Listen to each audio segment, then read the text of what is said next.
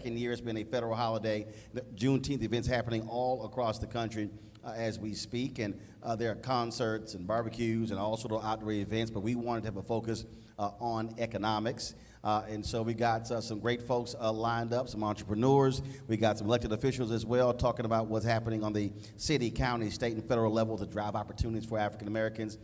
Commissioner Ellis, I just saw him. Where is he? He was over here. All right. So now see, Commissioner Ellis is smart. He doesn't come when the other politicians come. He comes early so he can actually talk a little bit. So before I bring our entrepreneurs up, I'm going to go ahead and bring him up quickly because I wanted to hear from him.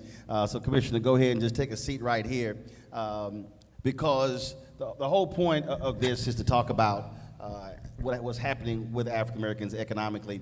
And there are a lot of people who out here who talk about reparations. What I keep reminding them that there are literally billions and billions and billions of dollars that are being spent right now that we are not necessarily accessing. Federal government spends $560 billion a year on contracts. Black folks get 1.67%. And so you're one of the commissioners in Harris County. What is happening with the county to ensure that black folks are participating economically in the billions being spent? Roland, happy Juneteenth. It's good to see you back home. And Juneteenth is an appropriate time to talk about economic opportunities for black people because some of us still haven't gotten the word that we're free. I see Sonny Messiah out there with the Houston Defender and her husband, Jody Giles. You know, in a lot of ways, we attribute Maynard Jackson, in particular, with being the father of minority business enterprise programs on the local level. Perrin Mitchell, obviously on the federal level, with all that he did, former congressman out of Baltimore. In terms of Harris County and Houston, a lot is going on, but not nearly enough. We did get the word a little late. City of Houston established a program for minority and women-owned businesses in 1984. I'm proud to say that under the current mayor, Sylvester Turner, the numbers for the city of Houston really are off the charts, higher than they have ever been. He's joining us in the next hour. We're going to have that conversation. In every category, and I want to give him praise for that. It takes a lot of effort to do that. In order to have a program focused on minority women-owned businesses, you have to go through some hoops. We're in America now. Just that's the story of it. You have to do something called a disparity study. I always give people this background. It came out of Richmond. So Maynard Jackson stopped the airport from being built in Atlanta, Georgia. He was elected mayor, but didn't have control of the council, and so he could not set up a program that was enforceable. So he essentially just stopped the trucks, the bulldozers. He actually said tumbleweeds will roll down these runways before I allow it to be built without black participation. A bold black man. I enjoy pointing out that's why when he left office as mayor of Atlanta, he had to get a job as a bond lawyer with a firm out of Chicago. They wouldn't hire him. Chapman and Cutler, I think. So when before he became mayor, blacks in Atlanta were getting 0.0012% of all city contracts. Not 1, not 0.5%, not 0.25%, 0.0012. 0.0012. Maynard's the grandfather of it. The reason why the most successful black businesses in America tend to be in Atlanta is because of Maynard Jackson. Other cities, Detroit, because of Coleman Young and because of automotive industry. New York, because New York is just New York, the financial capital. But cities where we had the political clout first is where businesses went. Along comes Richmond, Virginia. Famous case, Croson case, goes to the Supreme Court. Peanuts, might have been for a couple $100,000. Toilet fixtures inside City Hall. In this case, challenging affirmative action programs in the business arena was working its way up. Mayor Maynard Jackson had a nephew, I think his name was Richardson, who was on city council. I remember my mentor, Mickey Leland, had me in Richmond for something. I met with the councilman and said, look, why don't y'all settle this thing? It's like that Bakke case, remember that one? Yep, when out of California. Yeah, when I was in law school in Texas, we tell people in California, why don't y'all settle it? Don't mess this thing up for the rest of the country. Of course, if you were in California, you didn't feel that way. So in Richmond, they took it to the Supreme Court. They ruled that before you can have a program focused on minority women-owned businesses, you have to do this thing called a disparity study. So you got to spend a bunch of money like reconstructing your tax returns. And then if you see there's a disparity, then you have to have a, quote, narrowly tailored remedy. Now, I'm telling this for a reason. That Croson case came down in, I don't know, maybe sometime in the late 80s. So city of Houston, most cities, Atlanta, set up programs. You didn't have to do this study. Then along comes this Croson case. So in Texas, of all places, Ann Richards was governor. They had 2 blacks in the Senate, Ada British Johnson out of Dallas, me out of Houston. We slipped some language in to do a disparity study in Texas, $1 million. I'll never forget, Governor Ann Richards called me and said, Rodney, Senator, do you think we need to spend $1 million to figure out if your people, Hispanics and women, been discriminating? Don't you think, Senator, we can figure that out before spending $1 million? I said, yes, ma'am, but the United States Supreme Court requires it. So Texas did a disparity study. We continue to do it. The numbers are not what they ought to be, but it's the first major state in the country to do a disparity study. City of Houston kept its program in place. They pretty much used what was in the state's disparity study. Harris County didn't.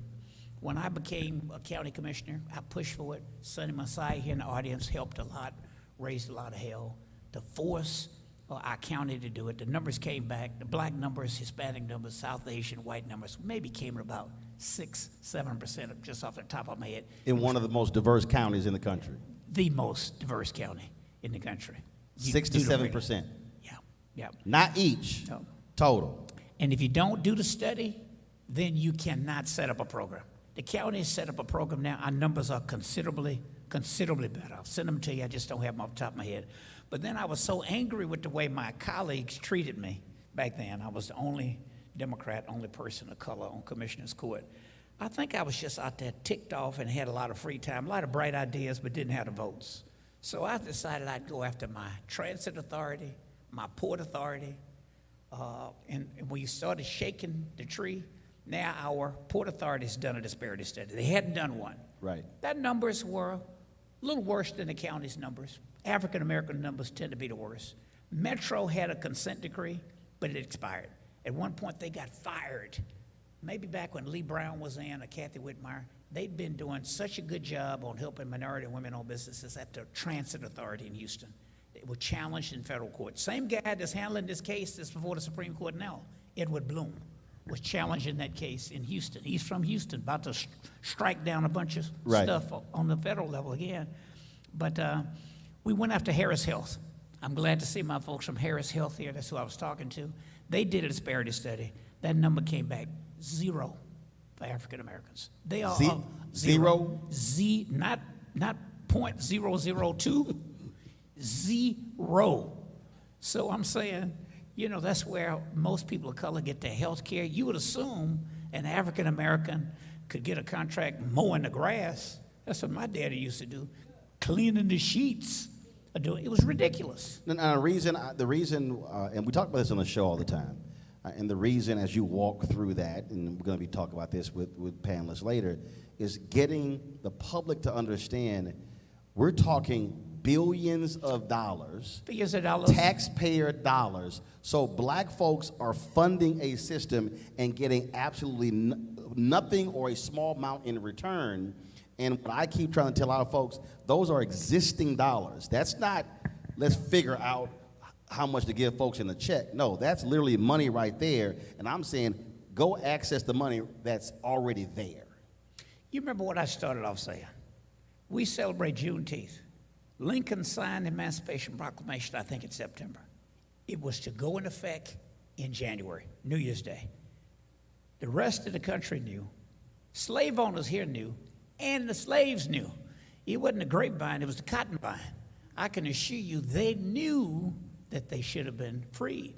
And there are a whole lot of people, you know, I love that quote that they won't give Sister Harriet Tubman credit for. You know, there's that quote that was attributed to her saying that she could have freed another 100 or so if only they had known they were slaves.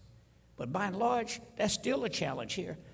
None of our school districts, there may be 30, Google it, 32, 34 school districts and community colleges in the Harris County. Not a single one had done a disparity study. Not a single one was keeping the data on minority and women-owned businesses. So at the county, under the new leadership, I'm real proud of my colleagues.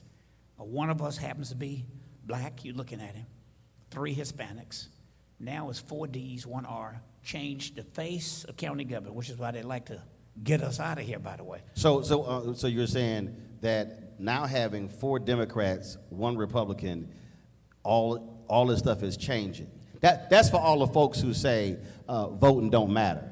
Voting matters, but you also got to have Democrats with some guts. Yes, absolutely. You know, I always like pointing this out around Juneteenth, you know what I mean? Because it took that long for the word to get here for us to be freed. You know, just remember, you got to have folks with some guts willing to stand up. It's right. ridiculous that went so long and nobody asked about the study. And I want to go back to this community college, by the way. We have Robert E. Lee Community College. They call it Lee, but it's Robert E. Lee. We got San Jacinto Community College. We have Houston Community College and Lone Star Community College. Only one has agreed to do a disparity study. And might I add, the county commission that I'm on, we put up $2 million to seed funding their disparity studies because only one stepped up. We pay for the whole damn thing. Where are the other 3? So Which means that we've got work to do. Go to those other 3. The school districts, Houston Independent School District, it breaks my heart that they were taken over by the state. The interim leadership reached out to me and said, look, you know, we want to be able to talk to you. Well, sure, I talk. Talk is what I do. I'm from Sunnyside. We talk. Hey, I'm one of the talk back brothers. I'm going to do some talking now. I said, look, out of all things you do, I'm not an expert on education. I think I know as much as you all know, but I do think it's deplorable that Houston Independent School District should not even collect the numbers. The school board and the superintendent agreed to do it. I'm told they decided not to partake because the takeover was imminent. So I've challenged politely the new leadership. The least you ought to do. That's an easy overture. So HISD is not collected. They don't collect it, and you So got to do y'all this hearing study. the homework we got. Yeah, you got to do this study. Right. Go collect the data, and don't come up with some Mickey Mouse stuff. Hire a legitimate firm to go do a disparity study. Right. Now, look, here's the other side. I want to mention this because you got business people here. Jody Giles is in the audience. Jody and I were in business together. Remember, I used to have a little investment banking firm. Was not little, but go ahead. Here's what a lot of the firms in here do. Everybody wants to be the chairwoman, Mr. President, the CEO. You know, we got to argue about the name. When Jody and Richard Ramirez and I, we arguing, well, what are we going to name the firm? Well, it's real simple. It ought to be RJR Securities, Rodney, Jody, and Richard. Then Jody going to go tell Sonny, oh, no. This needs to be Jody, Rodney, and Richard Ramirez. Then Richard Ramirez going to argue, tell this, well, no, this is going to be Richard, Jody, and Rodney. So I said, no, here's what we're going to do. RJR works. I'm going to go tell my spouse is Rodney, Jody, and Richard. Richard, you go tell your spouse is Richard, Jody, and Rodney. Jody, you go tell Sonny, your wife, is Run, Jody, Run. You know, I was thinking about Jesse and they both Run, Jody, Run. But here's the point. We spent all that time arguing about the name. Who get the credit before we get the money? And then R.J. Nabisco blocked us. All that arguing. And nobody thought. R.J. Nabisco said, no, you can't do that. This is when you had to go to the yellow pages to get a name. They didn't have internet. Jody was at 1985, 86, whenever we started. I'm in Atlanta, and I saw that Apex Museum. You know, you go through the yellow pages. That's why so many firms, AAA, 4A, 2A, AB this, you know, trucking company, Apex Securities. And it was clear we did it. Jody left to get a good job at First Boston. Had it not been for that black and brown owned firm, he wouldn't have gotten that job at First Boston. Richard eventually left and ended up at Goldman Sachs. If it hadn't been for that little black and brown firm, he couldn't. I had to stay because I was in politics. Then I sold it eventually. But look, some of these folks got to merge. We were hustling a deal once, Jody, in Jacksonville, Florida, Jackalack, trying to do a bond deal. And we knew our competitors had more people for the presentation. I see one of them said he had about 5 people. We had done a listening to people's conversation. So I said, how are we going to walk in here in this Richard, Jody, and Rodney? And other folks have 5 people. I go buy some suits, get some students at Florida A&M, dress them up. You know, back then, you could say your business is scalable. Now with the internet, you can't do that. Here's the point. Some of these black law firms, you need to merge. Some of these black, the Yes. reason the biggest black construction firm used to be Thacker out of Atlanta. Thacker Construction from Maynard Jackson era at the airport. Merge these firms. Yes. You got to figure out how you put all of them. Most people who make money, you know what they do with it, Roland? Spend it. Yep. You got to invest money back in your company. And you got to figure out how you just can't go scale it up overnight. Right. So my point is, in Harris County, that was your question. The county, the port, the transit authority, at least one community college is coming online. Harris Health, I might have mentioned. Missouri City has followed us. Fort Bend County, all setting up programs. And then don't get into this stuff about it's only for people from here. Sometimes when I was in business, they'd give us enough, they'd get sick of us kind of working our politics, showing up, we black, we brown. They give us bonds at Denver Airport, damn near put us out of business because we couldn't sell the bonds. And then you go out of business. You got to merge some of these firms. Right. And that's how you get to be big enough. So it's a two-way street. Don't just show up with a pickup truck and a shovel and think, with the politics, we're going to get you a contract and they're going to take these French cuffs off of me and put on handcuffs because you can't perform. Right. So I just want to mention, it's a long way to go. It's a tremendous opportunity. The Biden administration, I want to give them credit. To the extent they can under the law, this case that's coming down, Harvard and University of North Carolina, that case could go beyond impacting affirmative action in higher education. I was with John Britton in D.C. Talking a couple of days earlier this week.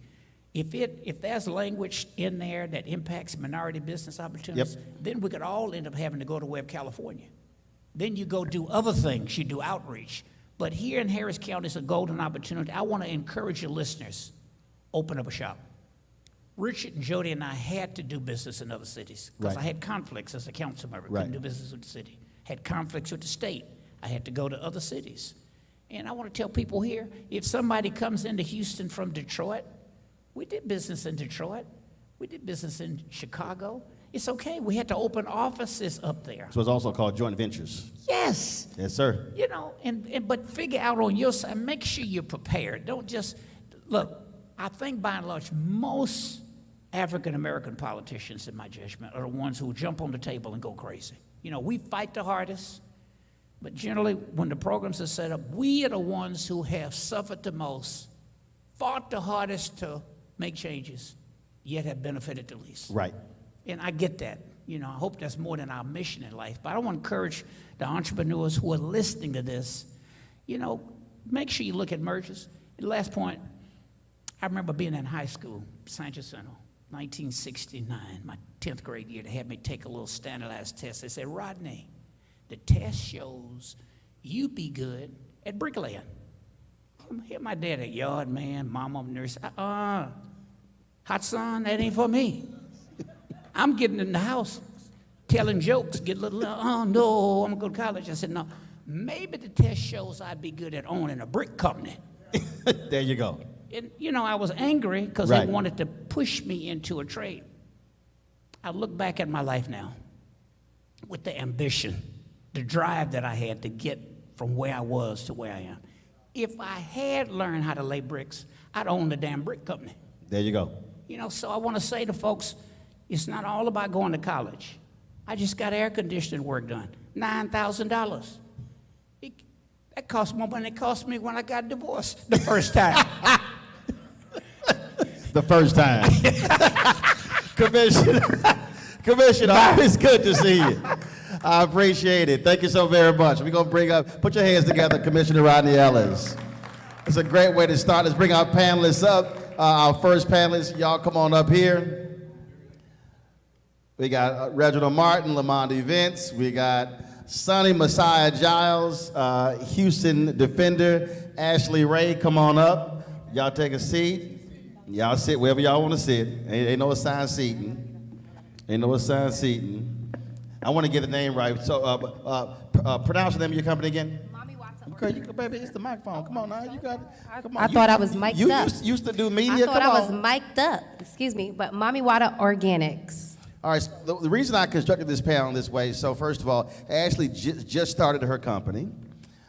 We have now two folks who took over companies, one that was family, and then one that wasn't family, but then continuing it. And the reason I wanted to do it that way is because one of the biggest mistakes, I think, and Commissioner Ellis talked about this here, a lot of folk want to start something, they want to start something, they don't want to buy something. They don't want to merge. They don't want to do any of that. And so there are multiple ways to actually begin a business. When I started my show, I literally went to every major black-owned media company, and I said, look, I said, let's partner. I'm doing something none of y'all doing, so I can bring something to you. You have something I already have. Nobody would partner. None of them. Urban One, Black Enterprise, Essence, Blavity. Yeah, I ain't got no problem naming them. I met with all of them. So I was like, fine, I'm gonna go ahead and do it. But I made the attempt first to actually do this. And so I wanna start this off. Sonny, I wanna start with you. How did you acquire the Houston Defender, and why? You said how? How? The decision that I made was to look at what the marketplace looked like. I wanted to buy a radio station originally, Roland. It was not a newspaper. I went and, all the advice says establish relationships with 3 people, a lawyer, a banker, and a CPA. So I did those 3. When it came time for the offer to actually buy the Defender, I went to the banker and I said, okay, I got this great opportunity. He said, Sonny, come into my office. I knew that was a clue, right? So he says, you have 3 strikes against you. I said, okay, tell me what those strikes are. He says, 1, you're black, 2, you're female, and 3, you're not married. I was 27 years old at the time. I said, okay, the only thing, I can't do anything about being black. I can't do anything about being female. What if I marry a rich man? He said, no way. If you really want to do this, you're going to have to take a calculated risk. And so he said, go put it down in black and white, spell out what the pros and cons are, decide if you can do that. And so with that, I put together creative financing, Roland. And what I mean by that, I thought about Sears and doing payments to Mr. Richardson. He said, oh no, baby, I can't do that. I said, okay. So when we met, I asked him how he came up with the amount of money that he wanted me to pay. And he said, well, it's my car loan, it's my house payment, it's a lien I have. He went down this whole list, right? So I said, and he told me how much cash. Well, I had borrowed that much cash from relatives, friends, and everybody I knew. So I said, okay, Mr. Richardson, what if I pay you the cash and assume all your indebtedness? He said, you can't do that legally. I said, if I can, will you sign? He said, yeah, if you can find a lawyer that'll put it together, go for it. I found a lawyer, we put it together, and in 1981 in October, at the age of 27, I bought the Defender. What I'm saying to you is, if you come up with creative ways, you can figure it out. There are 3 ways you're gonna really learn. 1 is you read the books, you go to the webinars, you look at YouTube. 2 is you go talk to smart people. Wisdom warriors, what I call them, but also the people that you want to create relationships with that you can leverage for your Who are business. not necessarily in the same space that you're in. Exactly. In fact, what I did was I made a list of 25 people in my industry and 25 influencers in the community. Mickey Leland was one of them. You had Mac Hanna, John B. Coleman. For people who are in Houston, you know those old names. They were old money. And as a result of that, but I also had Dick Johnson, who was the publisher of the Chronicle, and I also had John Johnson, who was the publisher of Ebony. And folks said, you're not going to Chicago, girl. I said, if I can get in the door. It took me 3 years, but I got in the door, and he gave me the best advice I ever had, and that was, don't buy a printing press. You're not in the printing business. You're in the publishing business. So as a result, what I'm saying to you is do the reading and the webinars and the YouTubes. Establish the relationships, because that's where the biggest power. It's not just about what you know, it's about who you know. That will open more doors for you. And then 3 is you're gonna fail, baby. So when you fail, take time to look at why did you fail. And I don't mean just, oh wow, I failed, I did 1, 2, 3, 4. I mean dig deep so that the next time that comes up, you don't make the same mistake. I think those are my key points for relationships, though, are the fundamental part. And so with that, I will say that, make that list of 50 people, 25 folks in your industry, 25 folks in the community that can impact your business. Go meet them, talk to them, ask them for their wisdom and their wise advice, and then go do your thing. Remember to do you, though, because I think part of the problem is folks, family and friends say, oh, you need to do this and oh, you need to do that. But you need to do you, baby, because you know who you are and you know what you want to do and how you want to do it. And when the mistakes come, only person you have to blame is you. All right, appreciate. Yep, give it up, give it up. Next up, Reginald Martin Jr. I call him Reggie. We're brothers. So I already know his story. You see, they look alike. Well, you know, a little bit. That's some people say. And so you did not go to you did not go to college to run a catering company, but ended up that way. Right. So tell folk again how that happened. So my mom and dad was like, they didn't go to college. We're first generation college students, me and my brother and my sister. We're all Aggies, and I have two other sisters. But college was college, or, you know, there was no other option. So I ended up majoring in agriculture because that was the closest I was going to get to food. So I got a degree in agriculture out of A&M. Always wanted to be a chef. My grandmother started Lamont Catering. And you were a business major. Yeah, I was a business major. And but then Alvin Lark said. Yes, I was a business major at the time.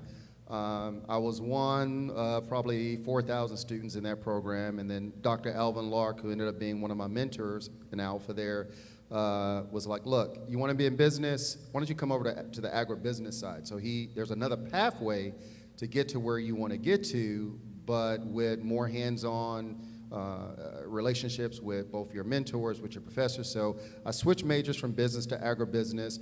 My first job out of A&M was with DuPont Chemicals. So I got a chance to go work for this Fortune 500 company. Hold on, before you go there, I want to go back to again. Yes. Something Lark said. A lot of black folks who were there were like, I am not majoring in no damn agriculture. But he said, it's a whole lot of money and few of us. That's true. And so to that point, obviously, it was probably my first step as, one, we were 700 black students out of about 36,000, right, back in 1986, 87. Now, if that's 700 plus out of 36,000, imagine how many blacks was in the agriculture department. I was probably like 5 out of about 1,000. When I got my first job in DuPont agriculture business, there were only 30 black sales reps in the entire country. And DuPont at that time was probably one of the top 3. So you have DuPont, BASF, Dowie Landco. Those are some of the major, what we call agribusiness companies. And so I was always in this space of being one of the few African Americans in a very white-dominated type business, right? Learning a lot, but not having a lot of support around me. So it was both good and both bad. You really had to figure a lot of things on your own. I remember when I flew up to Wilmington, Delaware, interviewed, they gave me an offer. I was actually scared to call my dad because I knew the offer they gave me as a 22-year-old was more than my dad was making at the time. And my dad was a union guy. He worked in the railroad. And as far as I was concerned, he had really a good job. You know, it's blue collar. Commissioner Ellis was talking about there's other pathways to supporting your family and having great jobs. And I thought he had a good job. And then I realized when they gave me my offer, I was like, that's more than what my dad and my mom makes. And it was a weird dynamic because my parents are always supportive. My first offer was not what he was making. My first offer was half of what they were paying his ass. What was the first offer? So the first offer was I think about $32,000 plus company car plus expense account, all that stuff. So mine was $20,100. I told them, you got to give me $22,100 before I take the job. They gave me the $22,000, but yes. So I had this love for food. I lived my vision of food through my first 6 years working for DuPont, came back home, and I really always wanted to relaunch our family business, Lamont Catering. It was a mom and pop business, but I had this passion for food. My first champagne bottle I opened, I was 9 years old. We did, when Commissioner Ellis was talking about Mickey Leland, so I remember we did banquets where Mickey Leland was a key speaker. We catered, my mother, so my grandmother was was really good friends with Sophronia Thompson. They traveled They everywhere. were running buddies. They were running buddies. So we Lamont Catering usually catered a lot of the black political speaking events at various community centers, from Barrett Station to Houston. All over. And just to so y'all Beaumont. know, we had a meeting in D.C. with Congressman Mickey Leland, and I was at Texas A&M, and there was 2 other black guys with us, and I was like, listen, we go into the meeting, y'all shut the hell up. I got this. One, he went to Wheatley. I went to Yates. Don't talk about yeah. And so I walk in, and so we start trash talking Yates and Wheatley. And then I said, Imelda Lamont was my grandmother. Oh, man, I love her food. He started going on. That's why I said, I just need y'all to shut up. We got this. I said, that's going to set the meeting up. So, yeah, but the whole point is utilizing the family relationships, no matter what Sonny was talking about, relationships, how it can impact. And those are relationships in the black community, right? And so fast forward, my wife and I get married, and she marries into this business. She's a Rice graduate, so her and I run the company now, Lamont Kitchen. She the black sheep of the family. She a Rice graduate. We love you, Miranda. We got 5 Texas A&M graduates in the family. But go ahead. So 2 years into our marriage, we get this opportunity, and this really defined us because this was 20 plus years ago. Not who we are today, but 20 plus years ago. Rice University comes to us and they say, there's this place, this venue called the Baker Institute. So Secretary of State James Baker, his Public Policy Institute is at Rice University. And the 2 trustees who are on this planning event, says, we want to do something different. Now, keep in mind in Houston at that time, not today, I want you to think 20 years ago, catering was all out of people's homes. Catering is not what you see now. There were 2 firms in Houston that were real caterers. Jackson Hicks and Benny Farrells. So Benny Farrells was the African-American firm. It was Jackson Hicks that did everything else, right? That's the only 2 you would ever use to do a seated dinner for 900 plus people with the Vice President of the United States, Dick Cheney, as a keynote speaker. So they asked us to come in, do a tasting, and I'm like, okay, right, whatever, we're gonna do this tasting. Okay, we do a tasting. So, just like the Osteens did, we went to do the tasting for them. Yeah, so we did the same thing. The Osteen family, they asked us to come in and do a tasting because they needed a new caterer to do all their food. This was all happening all within a 2 to 3 year period, and we're like, okay, whatever, sure, all right. So, and I had gone to culinary school, obviously graduated from A&M. My wife graduated from Rice. She had a background working in events at the Museum of Fine Arts and the Orange Show, which again, places that African Americans don't normally work in, but we're getting great experience. And there's this firm called Richard Flowers and Associates. So Richard Flowers and Associates is at that time, the event planner in Houston. All the decor, all the linen, and more importantly, all the florals. Well, my grandmother was a florist, so we talked about how we started, and he wanted to partner. So this event at Rice is like, hey, we're gonna be the event production company. We want you to be the caterer. And we're like, okay. So we have a second tasting. Well, my wife is in the hospital because she had got bitten by some mosquito and she had bacterial meningitis, and I have to go do this by myself. And I'm the chef. I don't do the front stuff, that's her. So I do this second tasting, and we're like, okay, I did it, babe. I think it went well. They asked questions, but I'm still not thinking. We appreciate you asking us to come to the table, trying us out. And so about another month later, it was like, we're gonna use you guys. We're like, really? You serious? This is a plated dinner for 950 people, multi-courses. It's a 4-day event. They raised at that event alone $3.5 million. And I was talking about this guy, Richard Flowers. During this whole process, he gets bought out by Tillman Fertitta. So now I'm partnering with not just Richard Flowers, I'm partnering with Tillman Fertitta 20 years ago. At this event, we had 30 chefs working in the back. I'm the executive chef. We had 200 plus wait staff. My wife was doing the pre-reception with Vice President Cheney. 41 was there, Bush was there. We had all the lead journalists around the world was there covering this event. And I'm like, still can't believe we're doing this. And it was a magnificent opportunity. In fact, when they finally called and says, okay, we're ready to move forward, they're like, so we're gonna put a deposit down. And it was like $75,000. And they wanted to put on a credit card. And my wife and I looked at each other like, can you really put $75,000 on a credit card? We were like, we had never actually processed that before. This was 20 years ago. And so, needless to say, it was flawless, right? So anyone who mattered in the space of giving, donating, museums, you name it, they were at this event and all the festivities for the weekend. Got great write-ups in the newspaper, and when it was all over, it was like this. Well, that was a great experience.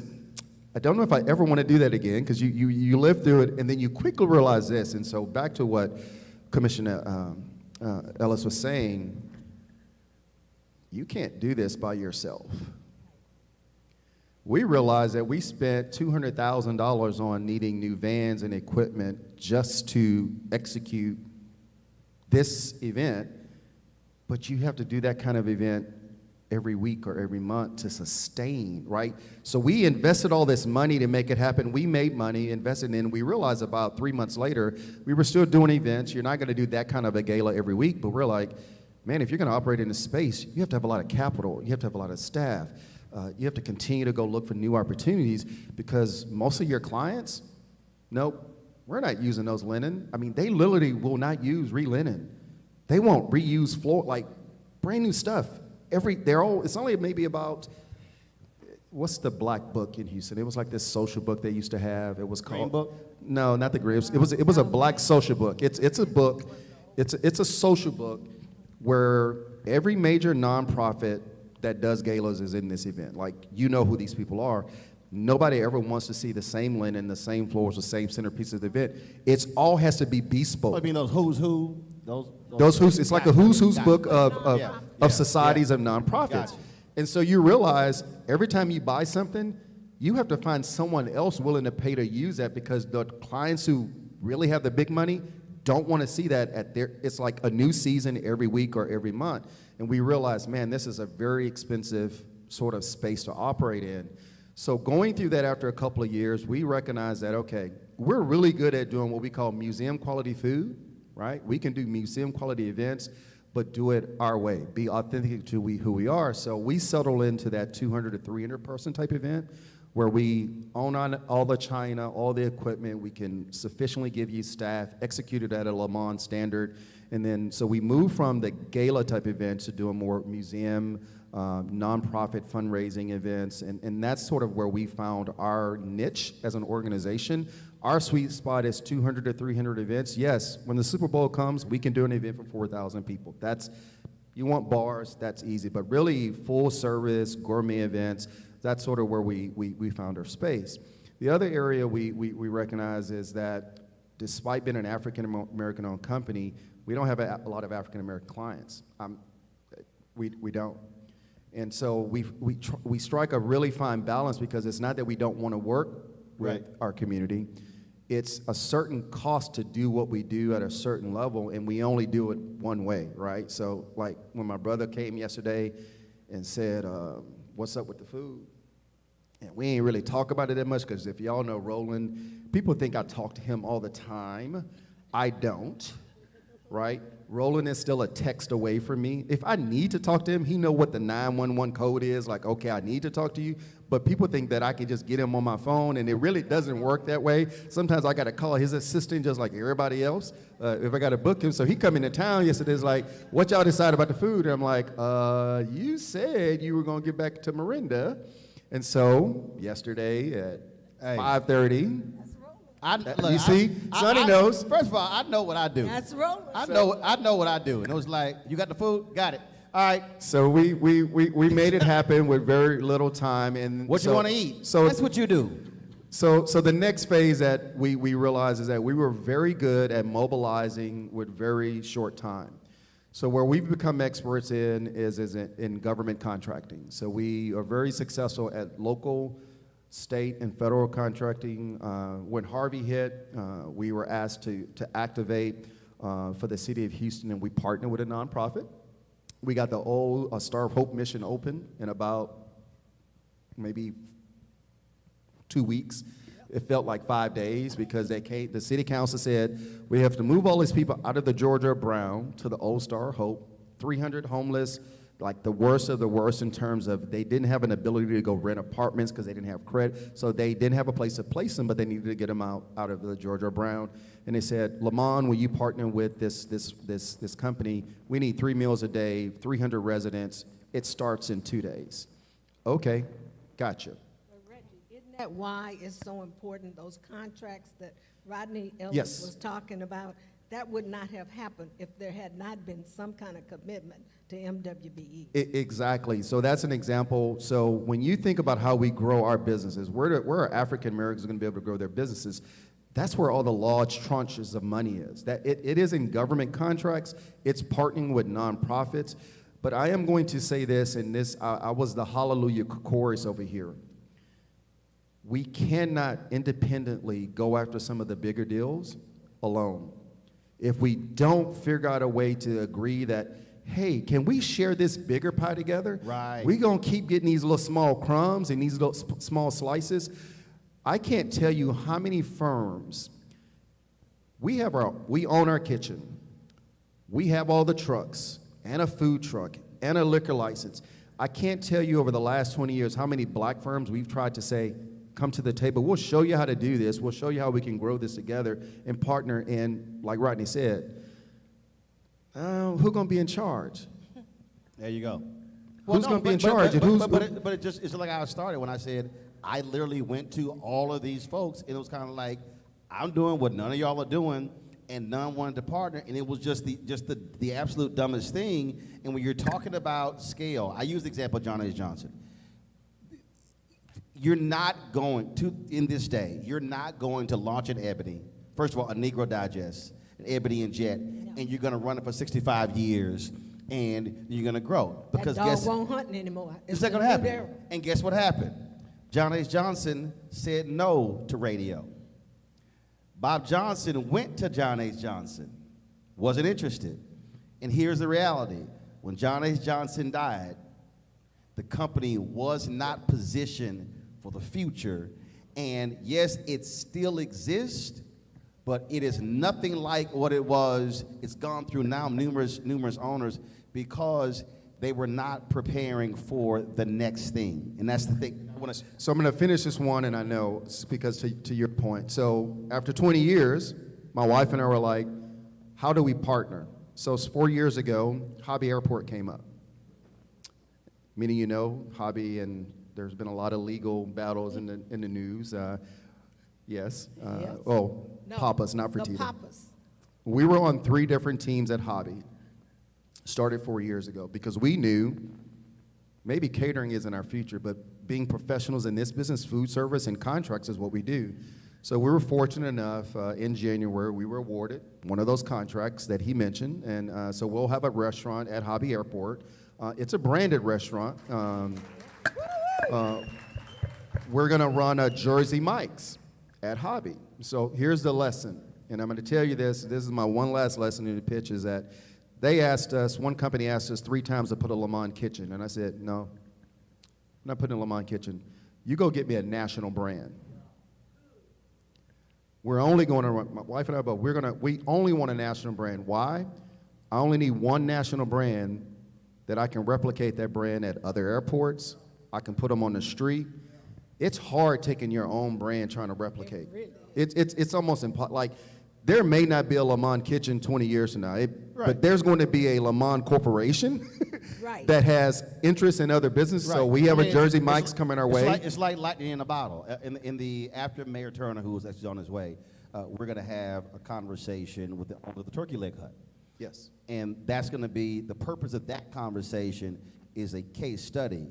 How to walk through, how do they do what they do? But what they have done is absolutely rare.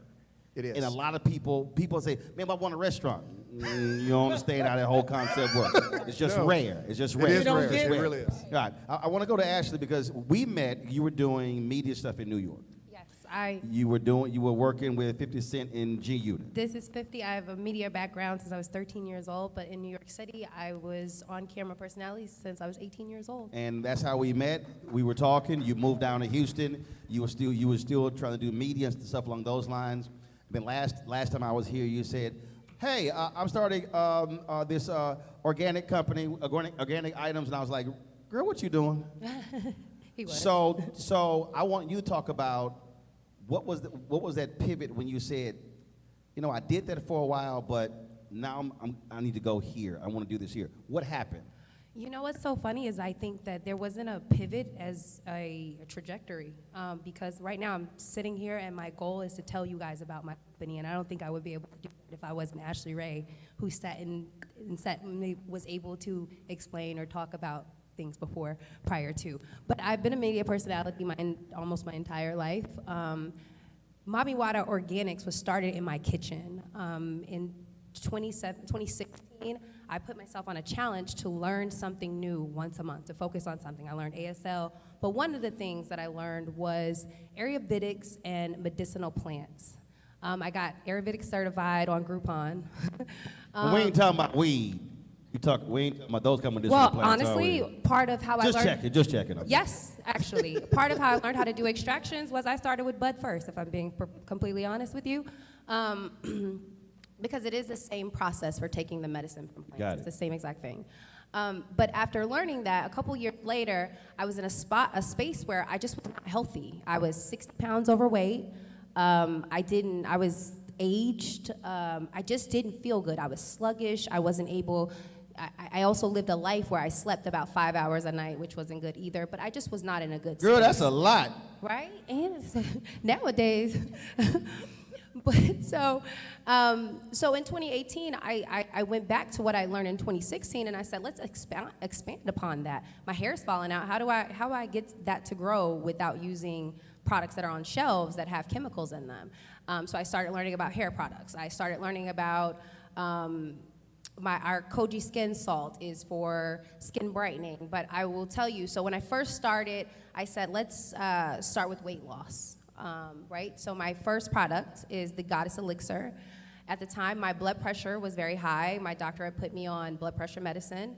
I started going through the books. I said, what herbs if you take them medicinally daily in low doses, would help with blood pressure? Because blood pressure medicine is bad for your liver. Your liver, without it being processed properly, messes with your digestion. All these things just knock years off your life.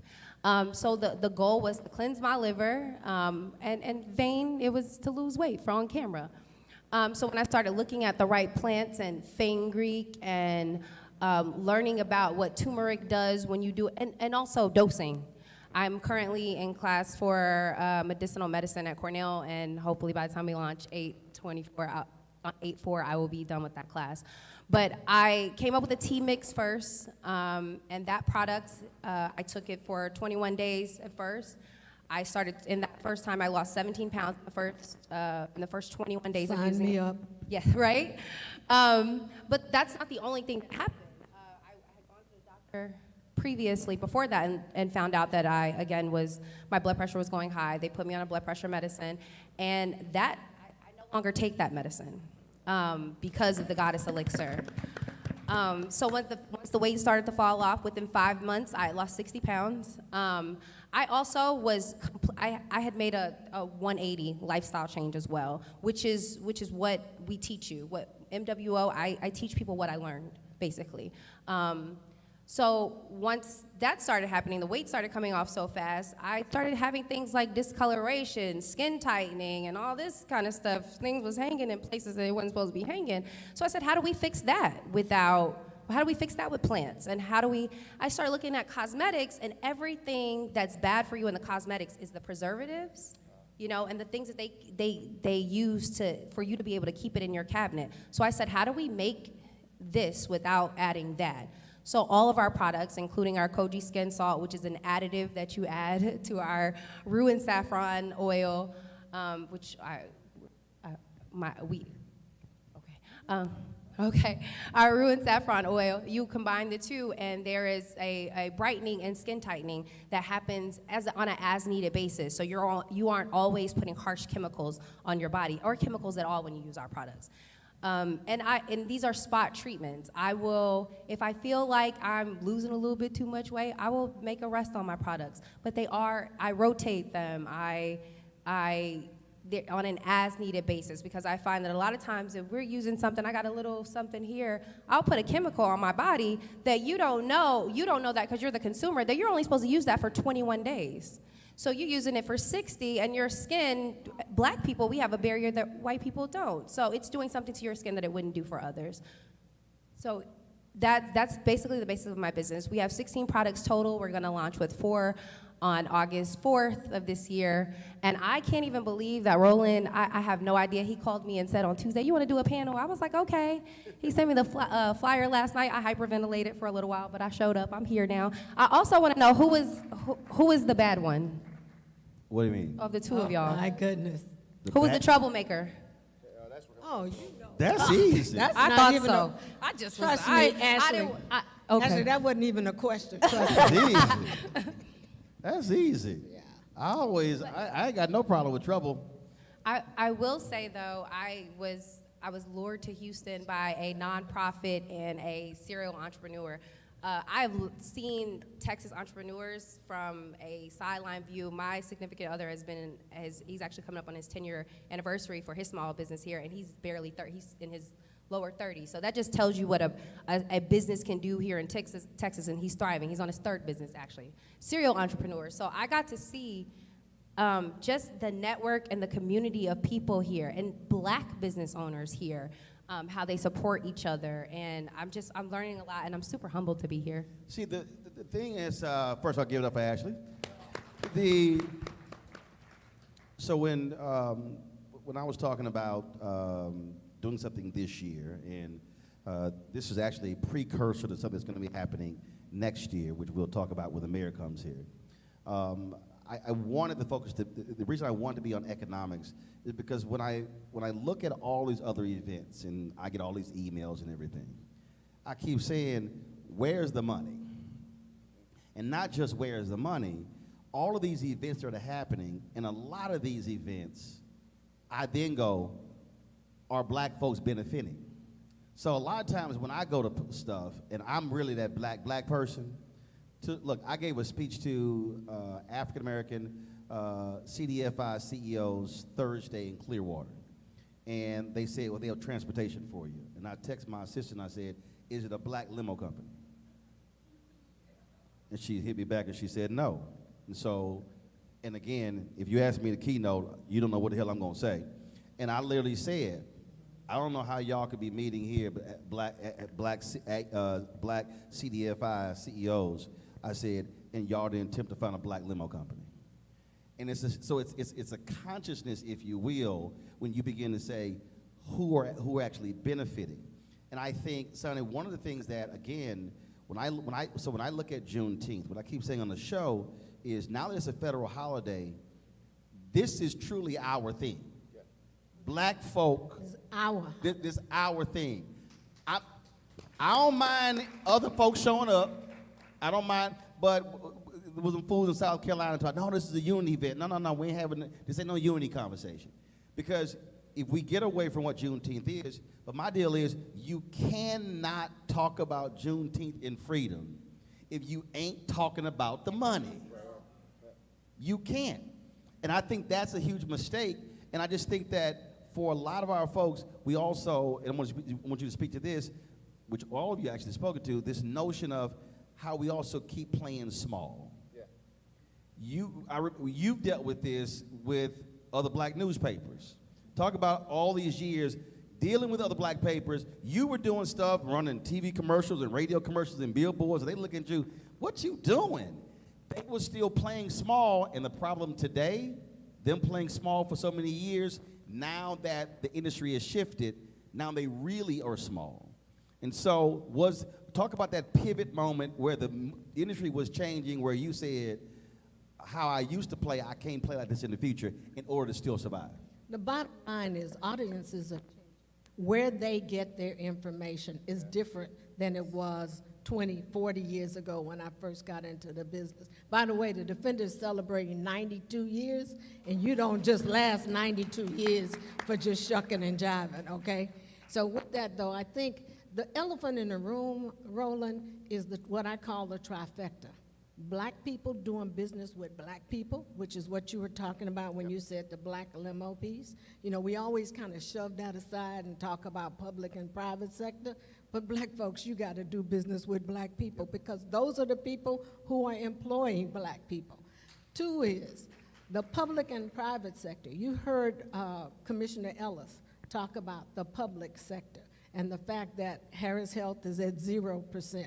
Port of Houston is at 5%, Metro is at 3%. And I may have the percentages wrong, but when you add all of them up, it's less than 6%. That's right.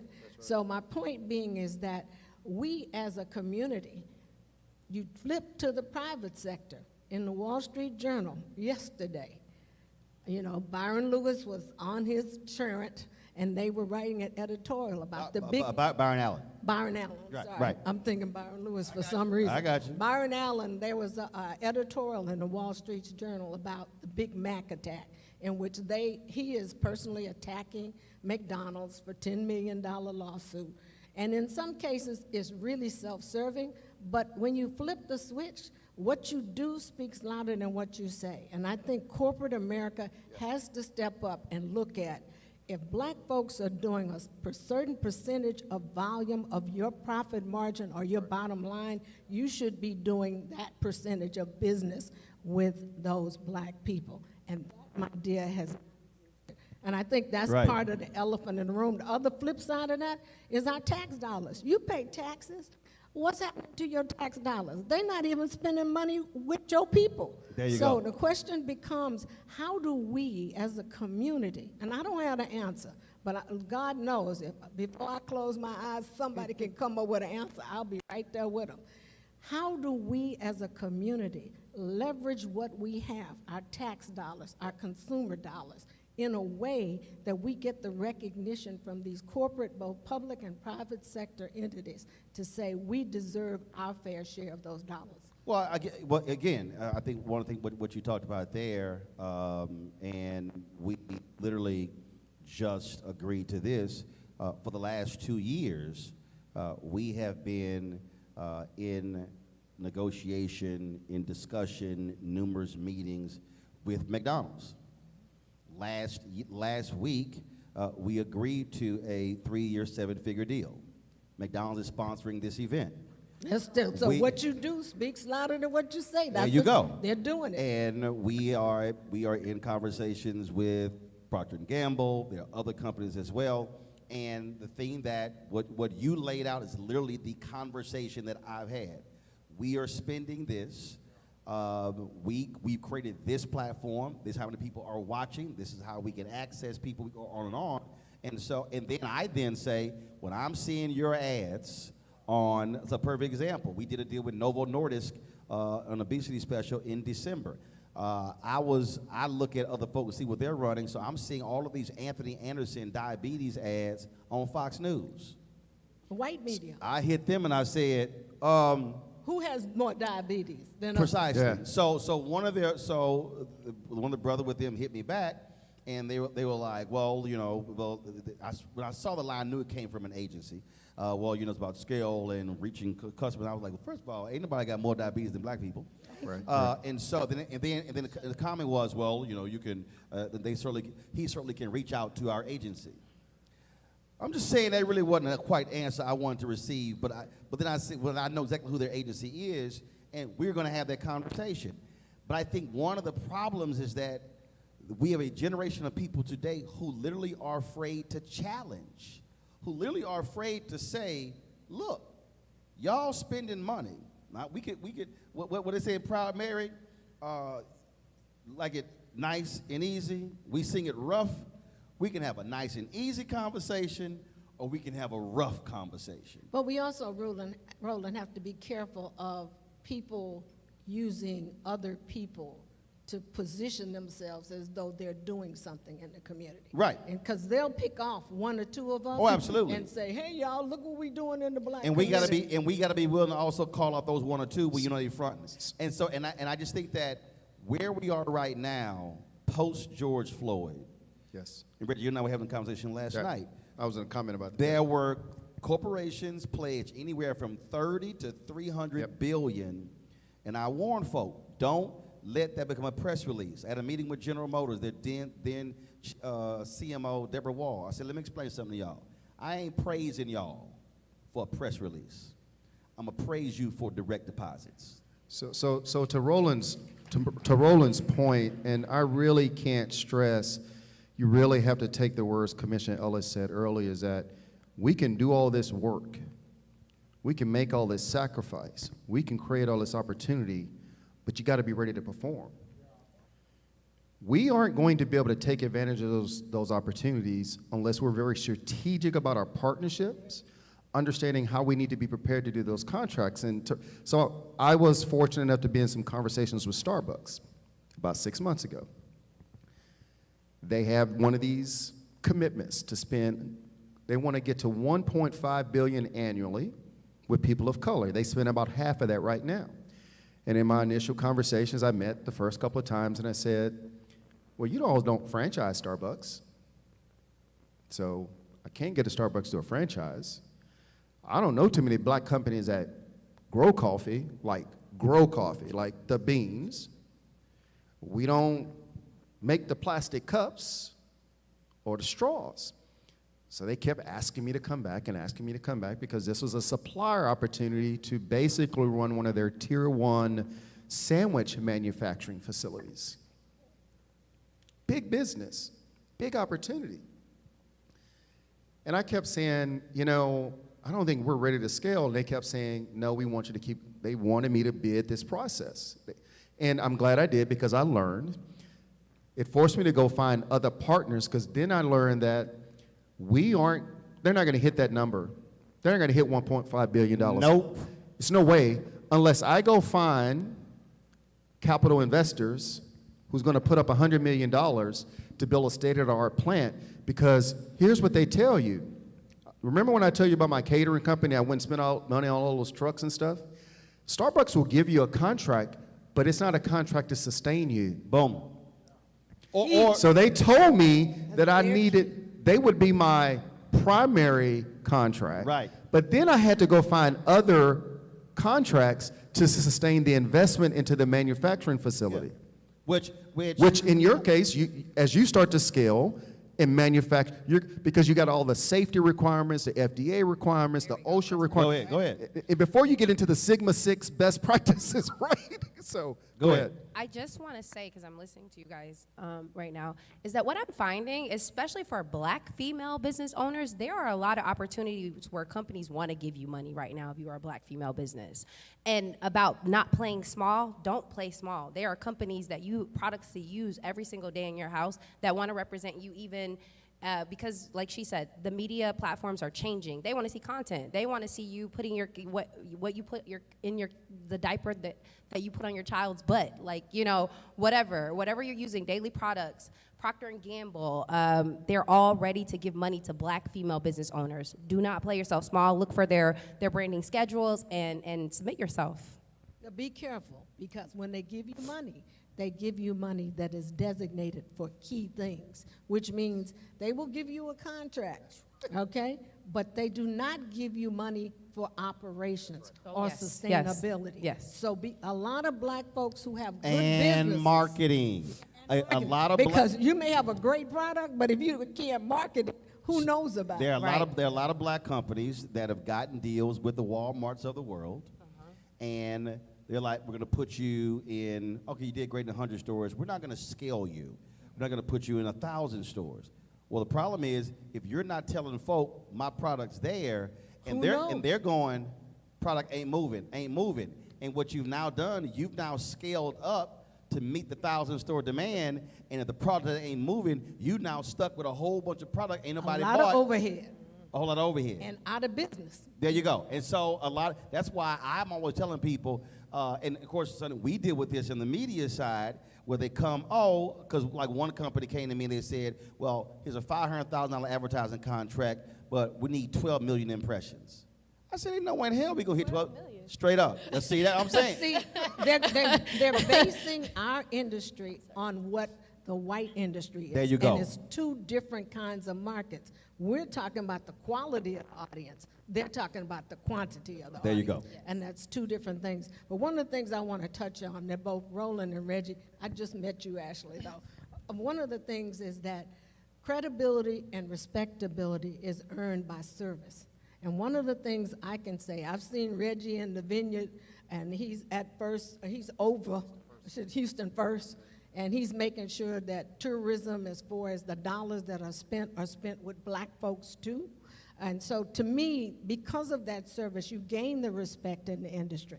Roland has been in the vineyard helping a lot of young journalists. I can remember when you and Krissa and Rashonda all started out with me, and now all of y'all are big time. My point being is that take time as business people to help the young people come up.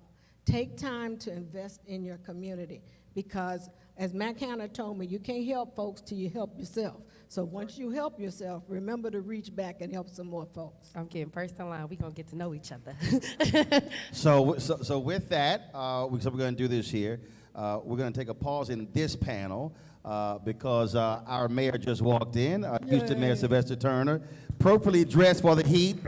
They have the Juneteenth parade, so what we're going to do is we're going to swap panel out. I still want y'all just to chill out there, because I do have a couple more questions for y'all. But I got you. So, Mayor, I want you to step on up. Mayor Sylvester Turner, put your hands together first. Our panel.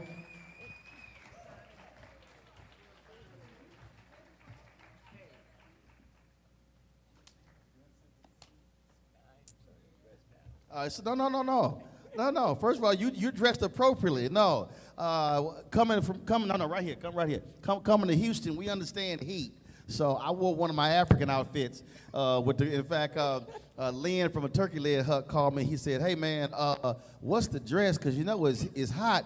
I said, "Doc, it don't matter." I said, "You come dressed like a chef." He said, "Cool, linen works. So when he sees you, he gonna be real happy." Well, I am certainly dressed down today. No. So, This is how we roll the Black Star Network. We good with that.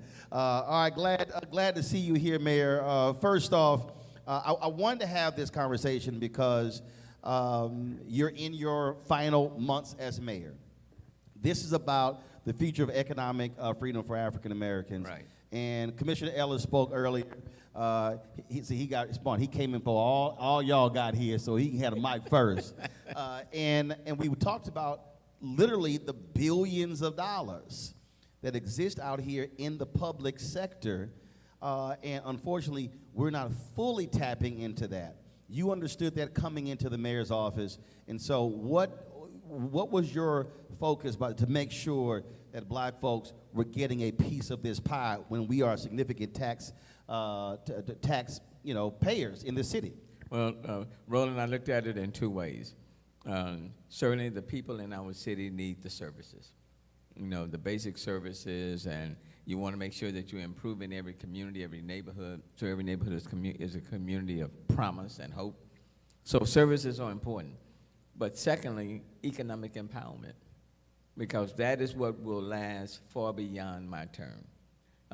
Making sure, for example, that we're providing opportunities for businesses, to add capacity and then to be able to scale.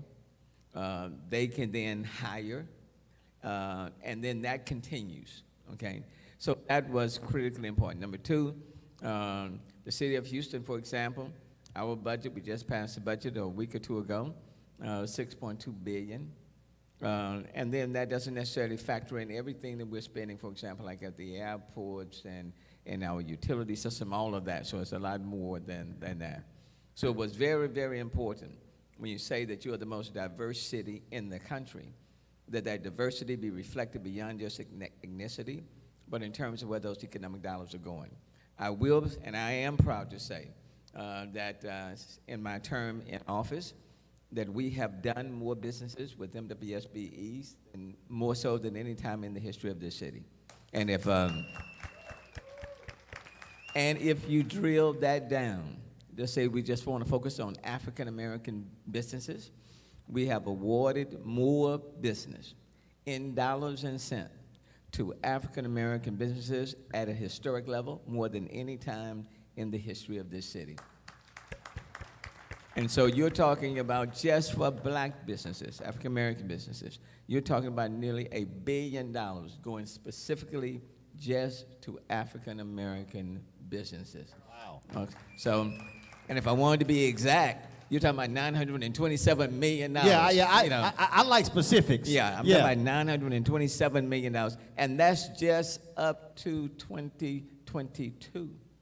That's not factoring in this last year. And the reason that's important, and we talk about this here, because when you talk about that much, 927 million going to black businesses, now you're talking about companies that have employees, folks who are buying houses. When we had my TV One show, the weekly show was 4 years and the daily show was 4 years. The sister who did the makeup, Yes. she came when the show was over. She was in tears, and she says, "Roland, I got to thank you." I was like, "So why?" She said, "Doing makeup for your show allowed me to buy my first house."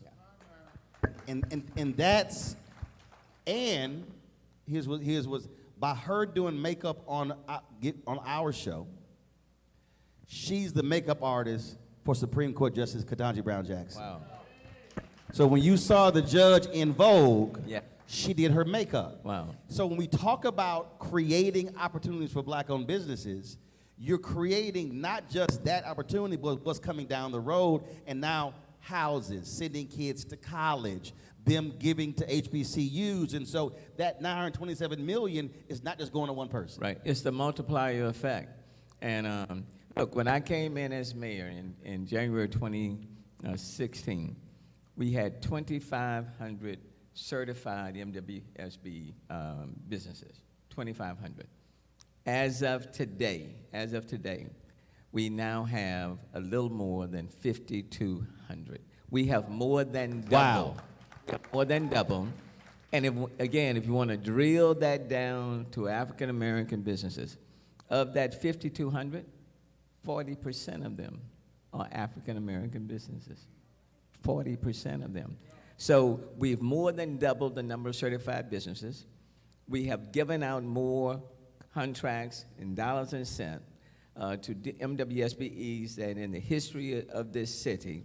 We are working on building capacity. That's just the city. After the murder of George Floyd, there were a number of us, African American primarily, entrepreneurs and businesses, that started the Houston Social Justice and Economic Equity Fund.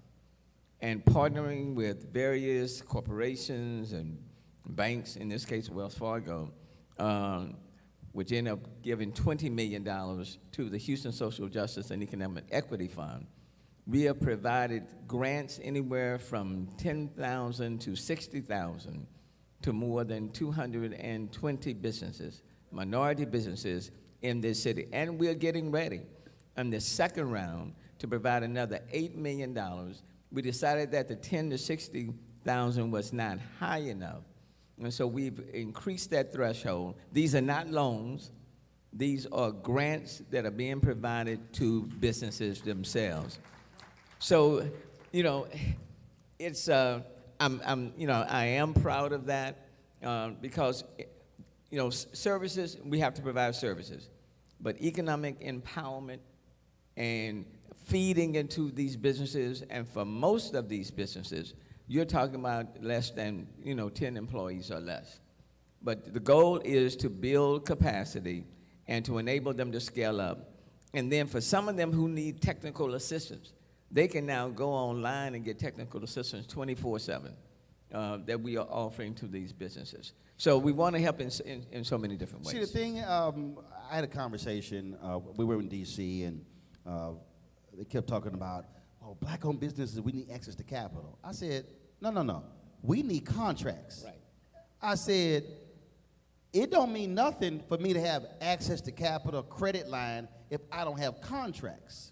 And so we were in this battle. I said, because for me, I built this, we have no debt, we owe nobody.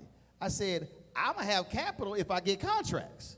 And that's the thing that people have to understand. And then you have the people out there that say, well, we want to create, back-end services, legal support. I say, hey, I got a lawyer, an accountant, we got all that. Where the contracts? Well, look, when you start looking at construction, professional services, and goods and products, over 7+ now years, coming up on 8, we have 29% on average are going to these MWSBEs, 29%. And the way we do it, I mean, we have these goal levels every Thursday morning in the executive committees. As we're going down the agenda, we go through each item to see whether or not these companies and others are meeting their goals that we have set. If they're not meeting those goals, we pretty much pull them, okay? And so you need to meet these goals. But at the same time, we're not just trying to promote MWSBEs as subs.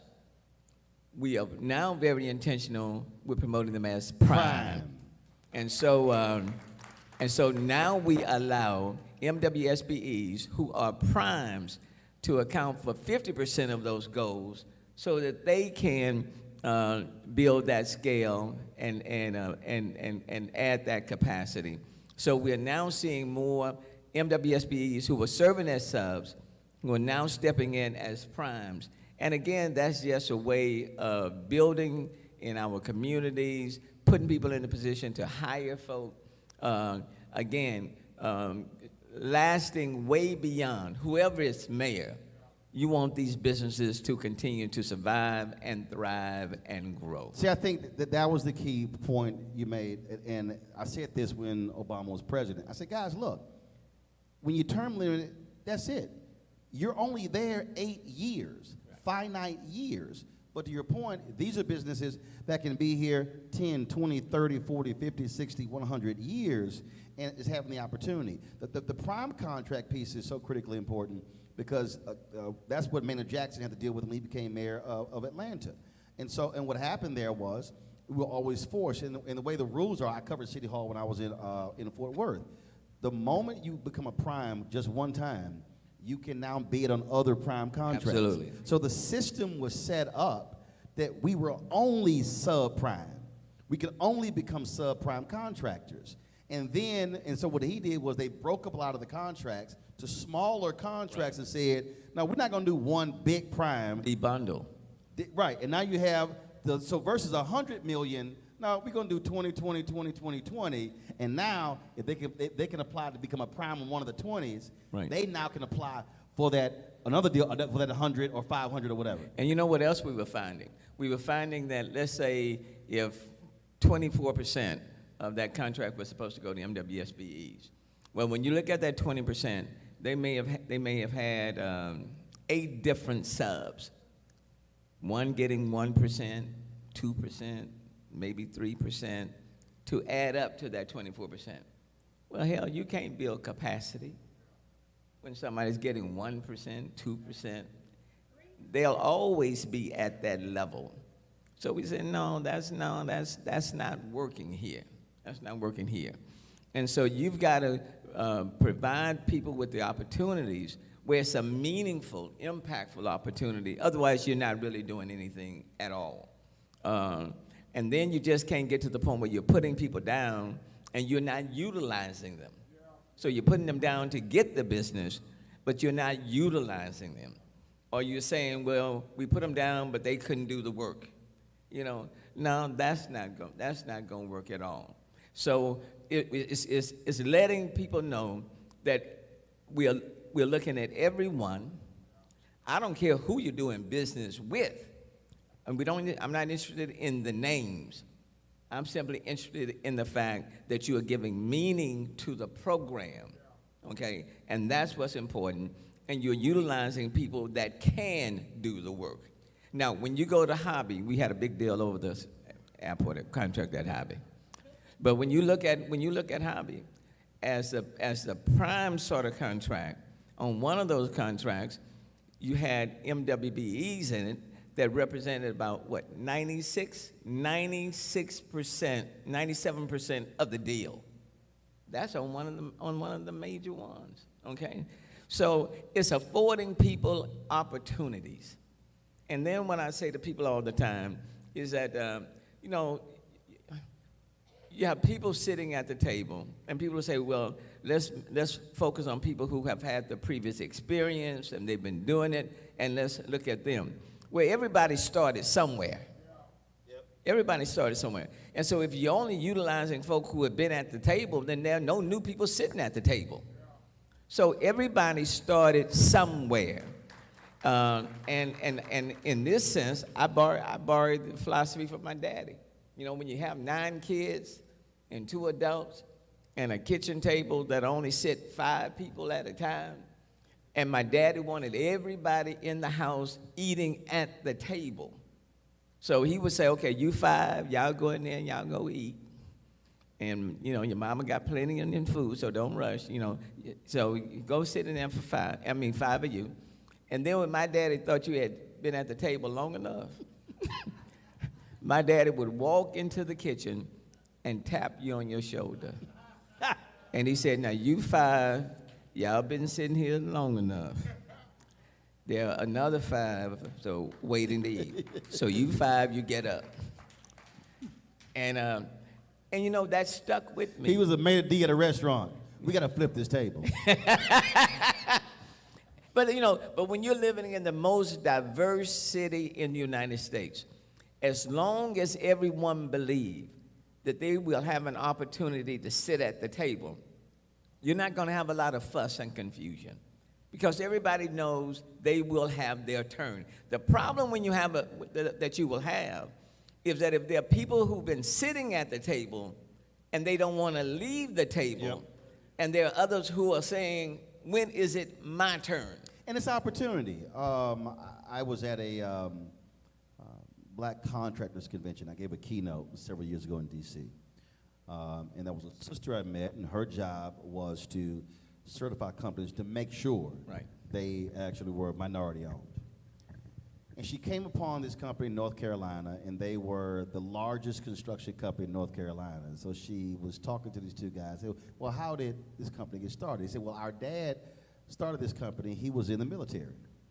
And they said that when the war was over, World War II, he asked them, well, you know, we got all this surplus equipment. Right. Can I just keep some of this? And, oh, yeah, go right ahead. So he started this construction company with a government handout. Military construction company, military construction equipment, and used that equipment to start the company, and then began to get all these contracts in North Carolina. And now his sons are running the company that Daddy started using government equipment.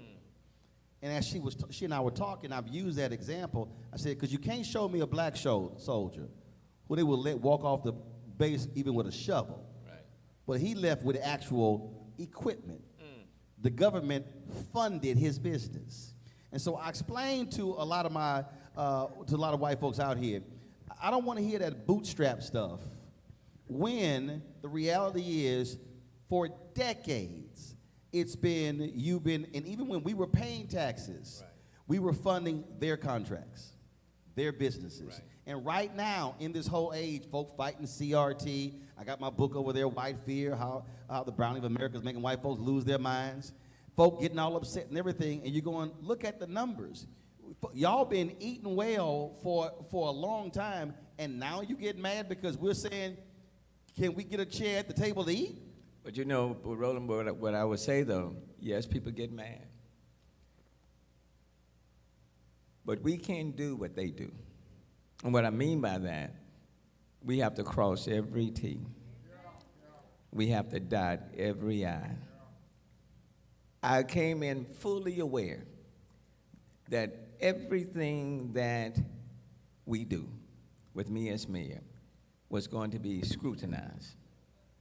And so you have to dot every I, you have to cross every T, you have to be even more intentional with following the process. Because when you start saying, providing more opportunities for people that look like you and I, or people who are diverse, everybody's not going to be pleased with that or happy with that. So we have to be extra careful. Extra. In order for you to sleep at night, You have to be extra careful knowing that you have crossed the T's and dotted the I's and followed the process, because it may not be fair, but that's just the way it is. Yep. So that's what I tell mayors across the country, okay? Make sure that you're following your process.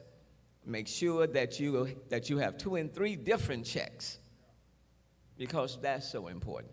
But at the same time, Somebody checking on the checker and the checker. and everyone, people will tell you, and in all of our meetings, in my 8 years, number one, I never meet with anybody by myself. That's number one. Number two, we discuss all of my deals before my executive meeting. We go through every last one of them. If there's something that seems out of See, whack, Mayor, you sound like a preacher on that one. I ain't gonna name the preacher, but that was a woman who wanted to go to counseling. And she came in, and there were 2 other people in the room. It was a dude, it was a brother, it was a woman. And she says, she goes, Pastor, I thought I was doing counseling with you. He said, no, darling, they're paid not to open their mouth. And she's like, but this is supposed to be a meeting between you and I. He said, we will not be meeting if the 2 of them are not in the room. and I will tell you, and I came in with that rule. There's no such thing as meeting just with me, because whatever you have to say, you can say to all of us. And if you can't say it to all of us, you can't say it to me. So somebody say, no, the mayor told me, you like, I had some backup in the room. There are at least going to be 2 or 3 other folk. And especially when we are discussing anything dealing with awarding, that's in front of my entire executive team. Because I mean that's just the nature. Those are just the realities. Those are realities. But having said all of that, we've made significant progress. I won't say mission accomplished, but it is important for us to do everything we can to build capacity, to put the business in a way that they can scale up. And then what I say to businesses, you need to be able to do the business. I can't put you someplace and you can't do it. Now let's not be crazy now. I mean, you're applying for something, and the people are asking, can you do this? No. Do you have this? No. Why are you down here? Well, I'm an MWBE. So what you want me to do? So we can't help you if you're not taking the steps to help yourself. Okay? Now, that's one of the reasons why we put a lot of emphasis on apprenticeship programs. So there are steps that we can take you through, like on the small business rotation program that we have. We can take you through those steps on technical assistance, financial assistance, all of those, to build you to that point. And then you go to the next step and to the next step. But the Office of Business Opportunity, I want to give a lot of credit to Marsha Murray, sister, who has just done an incredible job in the Office of Business Opportunity. And all of my directors, that's important, because quite frankly, before the matters even get to me, I'm on the back end. They have come through the system. So you got to have the right people in the right place in order to move things forward. Well, speaking of moving forward, last year, again, after Juneteenth last year, folks were celebrating the first year being a federal holiday. Yeah. And I was seeing all these different events and stuff, folks doing stuff. Then I started seeing all the planning, and I said, we got to make sure that Houston remains the epicenter in terms of national celebrations. CNN last year did California. Did something from the Hollywood Bowl. They broadcasted again from the Greek Theater. And I was like, I said, how y'all gonna broadcast a concert from California? About Juneteenth. Hell, when they entered the Union, they didn't even have slavery. So I had this idea, And then reached out to my brother, reached out to different people in Houston. I said, Mayor, we've got to make sure. And so we began to meet with different folks, met with the folks over at Houston First. And so I am proud to announce with the mayor that beginning next year, we're going to be holding the National Juneteenth Freedom Festival here in Houston. Black Star Network, my partners with Urban Edge Network. Our goal is to have our exhibits, have concerts, bring our tourists in, but really make Houston the centerpiece of Juneteenth celebrations, because that's the way it should be, and everything coming from here. And look, and let me thank you, Roland. You reached out. We want to be fully supportive. You know, I saw that last year. You know, you try not to be jealous or envious or whatever. But you know, I said CNN going to L.A. talking about Juneteenth. I mean, I was at my home and I said, what the hell? I mean, that's fine. But you can't ignore the fact that General Granger came to Galveston and on that veranda read Article 3. And you can't ignore the fact that after he read it, and quite frankly, before he got to the last line, those slaves, some of them are already taken off, you know, heading down to Freedmanstown to 4th Ward. And then when he finished it, the others, well, there were some, because even when they were told that they was free, you know, just the words don't set you free. Right. You got to set your mind free. Right. So there were some who were still standing still after the man said y'all free. You know, so many of them stayed at Galveston, but the rest of them took off. And so how can you ignore that? And then I got to give my brother, good friend, former state representative, Yes, sir. Al Edwards. Yes, sir. I got to give him a lot of credit, because Al took a lot of crap in the legislature. Well, I was in D.C. Tuesday for the Juneteenth concert at the White House. His son was there, and saw Opal Lee there, gave her respect. I told a whole bunch of people there, I said, let me be real clear. I said, first of all, y'all, this was a state holiday in Texas first. I said, and it was my Alfred brother, Representative Al Edwards, and I said, let's not lose sight that it was a whole bunch of folk for years and decades who were saying it should be a federal holiday. Right. So I certainly want to acknowledge Al Edwards, because if we are not careful, we will rewrite our own history. And that's precisely why I said, no, we got to do this thing. National festival in Houston, multi-event. Whether we want it done big. Oh yeah. Now I won't be the mayor next year when it happens, but I can certainly help feed the success of the program. Yes, sir. While I'm here, I don't know who the next mayor will be, but I know that I'm the mayor right now. So we're already planning to Yes, sir. assist for next year. Yes, sir. And so when I was in D.C. And I pulled Congresswoman Sheila Jackson Lee aside, and I mentioned this, she goes, now you know I'm sponsoring this Juneteenth trail, and they got all this stuff. Don't leave me out. I was like, Congresswoman, I got you. Breathe. I said, breathe. I'm not gonna leave you out. I was like, breathe. So I told her, I said, don't worry about it. I said, it's all good. Take your time. But thank you, Roland. Yeah, thank you for what you're doing. But the whole point of this is absolutely to make it big, to make it national, and make sure those morning shows are broadcasting from here, and then when we're telling the story, but not just telling the story, getting people to understand the locations, Freedmanstown, right. Emancipation Right. Park, all of that history there, because you're right, my fear, and I've been telling everybody, don't just be having concerts. Right. Because normally we say it's a party with a purpose. We're flipping this. This festival is going to be a purpose with a party. Right. And economic freedom is going to be a part of Right. that. And that's why we definitely want to do it here and keep it here. So I appreciate, your support for it, and we're looking forward to doing it up. Well, you know, you're placing your name on it, and you know you got that national name. You know, you started with the Defender, you know, and now you got that national brand. So we want to take advantage of that national brand to now redirect the attention Oh, yeah.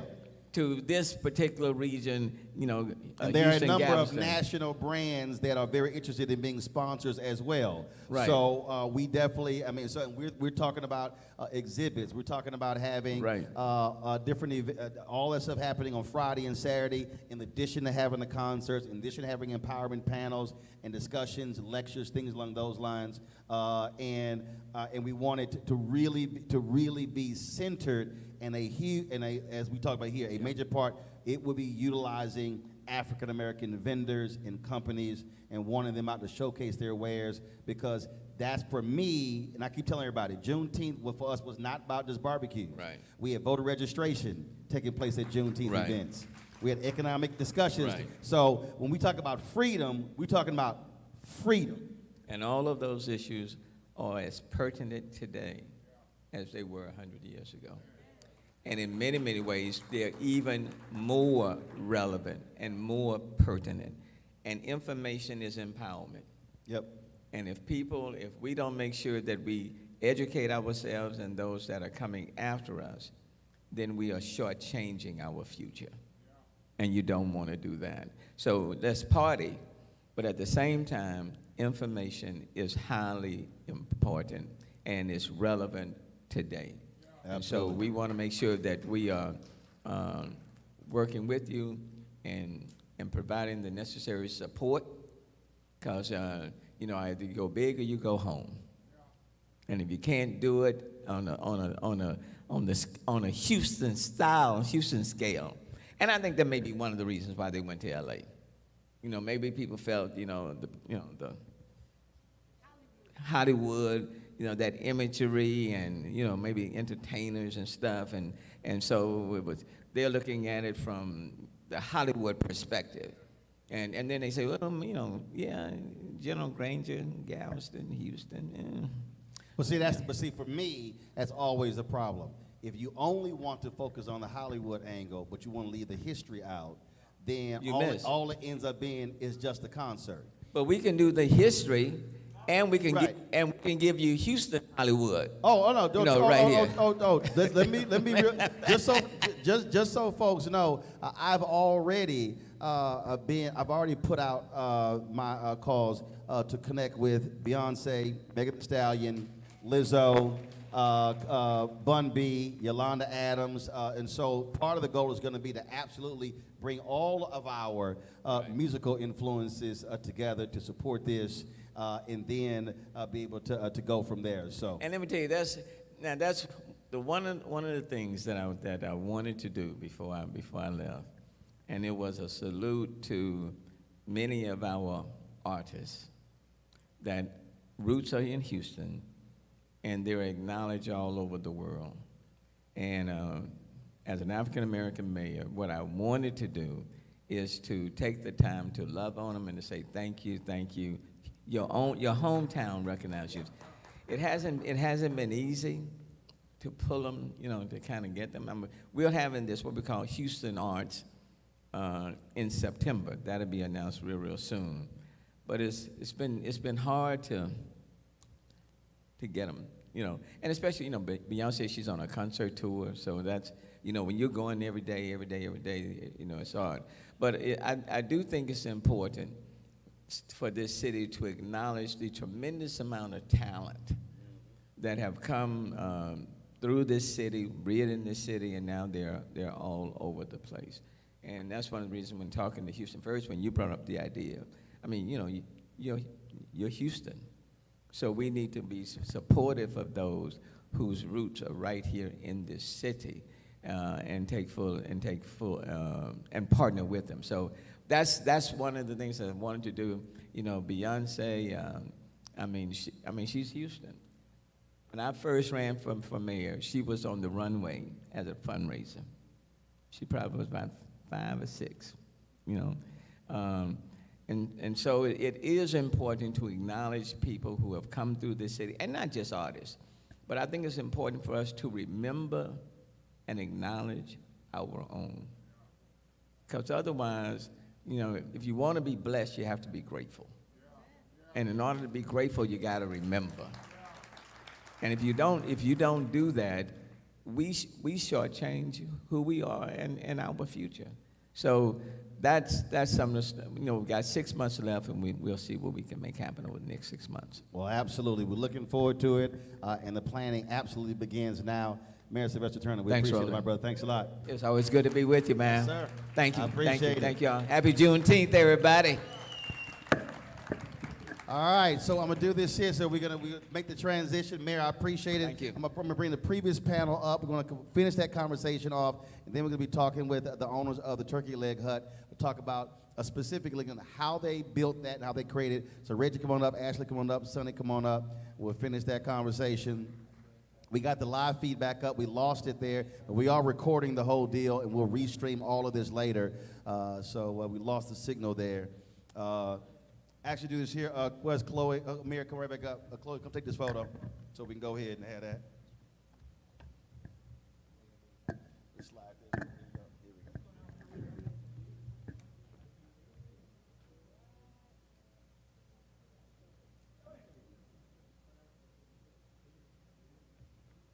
we go.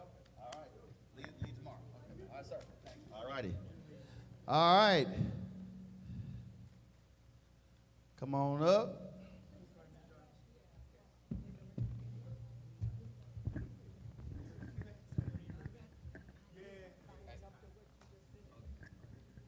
All right, sir. Appreciate it. All right. All right. Absolutely. Good to see you, Harry. Reggie, come on up here. So I want to pick up on we were talking earlier about. We were talking about scale. We were talking about partnering. But I do want all three of you to talk about, again, that I'm going to go back to pivot, in that how you have to, while you're running a business, you also have to be looking down the road when there's the shift. When things may be going great right now, but all of a sudden it's like, and so I'll start with, but I want to do with it from a reading standpoint. So Ashley talked about all the different reading and this, that, and the other. Sonny, how do you, in the midst of trying to run a business, still studying and reading and talking, because you gotta see down the road. Gotta be forward thinking. The bottom line is, right now, if I were to look at what's ahead, we know AI is here. It's not coming, it's here. Question is, how is AI going to impact my audience? How is it going to impact the way I do business? How is it going to impact the way I bring my product to market? That's really right now. And so I'm reading, I'm going to webinars, I'm visiting people who are using AI to understand what are the do's and don'ts. But one of the things you have to be careful about in embracing new technology is that you go broke, bottom line, real quick. Oh yeah. And Well, like perfect example. Yeah, I want to give you an example. So if you look at, there was a camera here. Where the hell is it? Okay, over there. All right. So we're using 5 C300s. The body of that camera plus the lenses is $20,000 each. So it's $100,000. So when I started, a lot of people were like, oh man, that's C300. I'm like, dude, I need 3 cameras for an interview. Center camera, solo. I ain't got 60 grand. So I'm not even gonna spend 20 grand on one camera. The guy was like, well, what you gonna do? I was like, easy. I'm gonna buy that damn HD Canon camera at XA25. That's $19.99. I can buy 3 of them for 6 grand. I said, and then we start making enough money. And so 2 years later, we bought 3 of the C300s. And then 6 months later, bought the other 2. But the thing is, I had to explain to people, you can't do that stuff now. You got to build to get there. We didn't even have a set. We had 4 glass tabletops. That was the set. You gotta crawl before you walk. You And gotta walk before you run. accept it and not trip. Man, I sure wish we had that. We ain't got it. Right. So you gotta make do with what you got.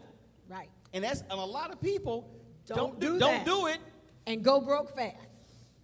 Sound like No, because I guess I said that my product line has 16 products total, and at first I was like, we're doing all of them at once. Until I was like, oh, and started doing things. I'm inspiring like, girl, you done lost your mind. yes, yes. So I was like, okay, now we're launching with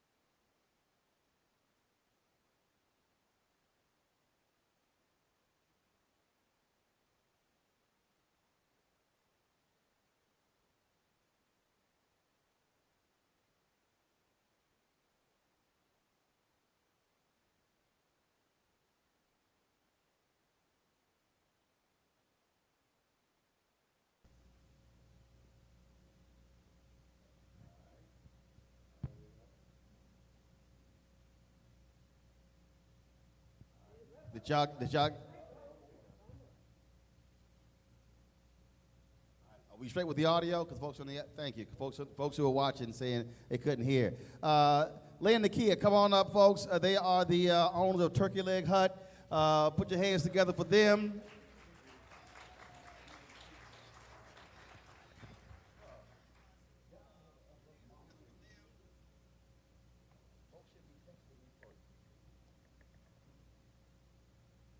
All right, y'all take a seat.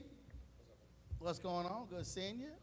How you doing? Good seeing you. So I wanted to have this conversation to be a different one because, so for the folks about the sound, sorry we was live streaming. Sorry, somebody kicked the XLR out, so we got the sound back on the live stream, so we straight there.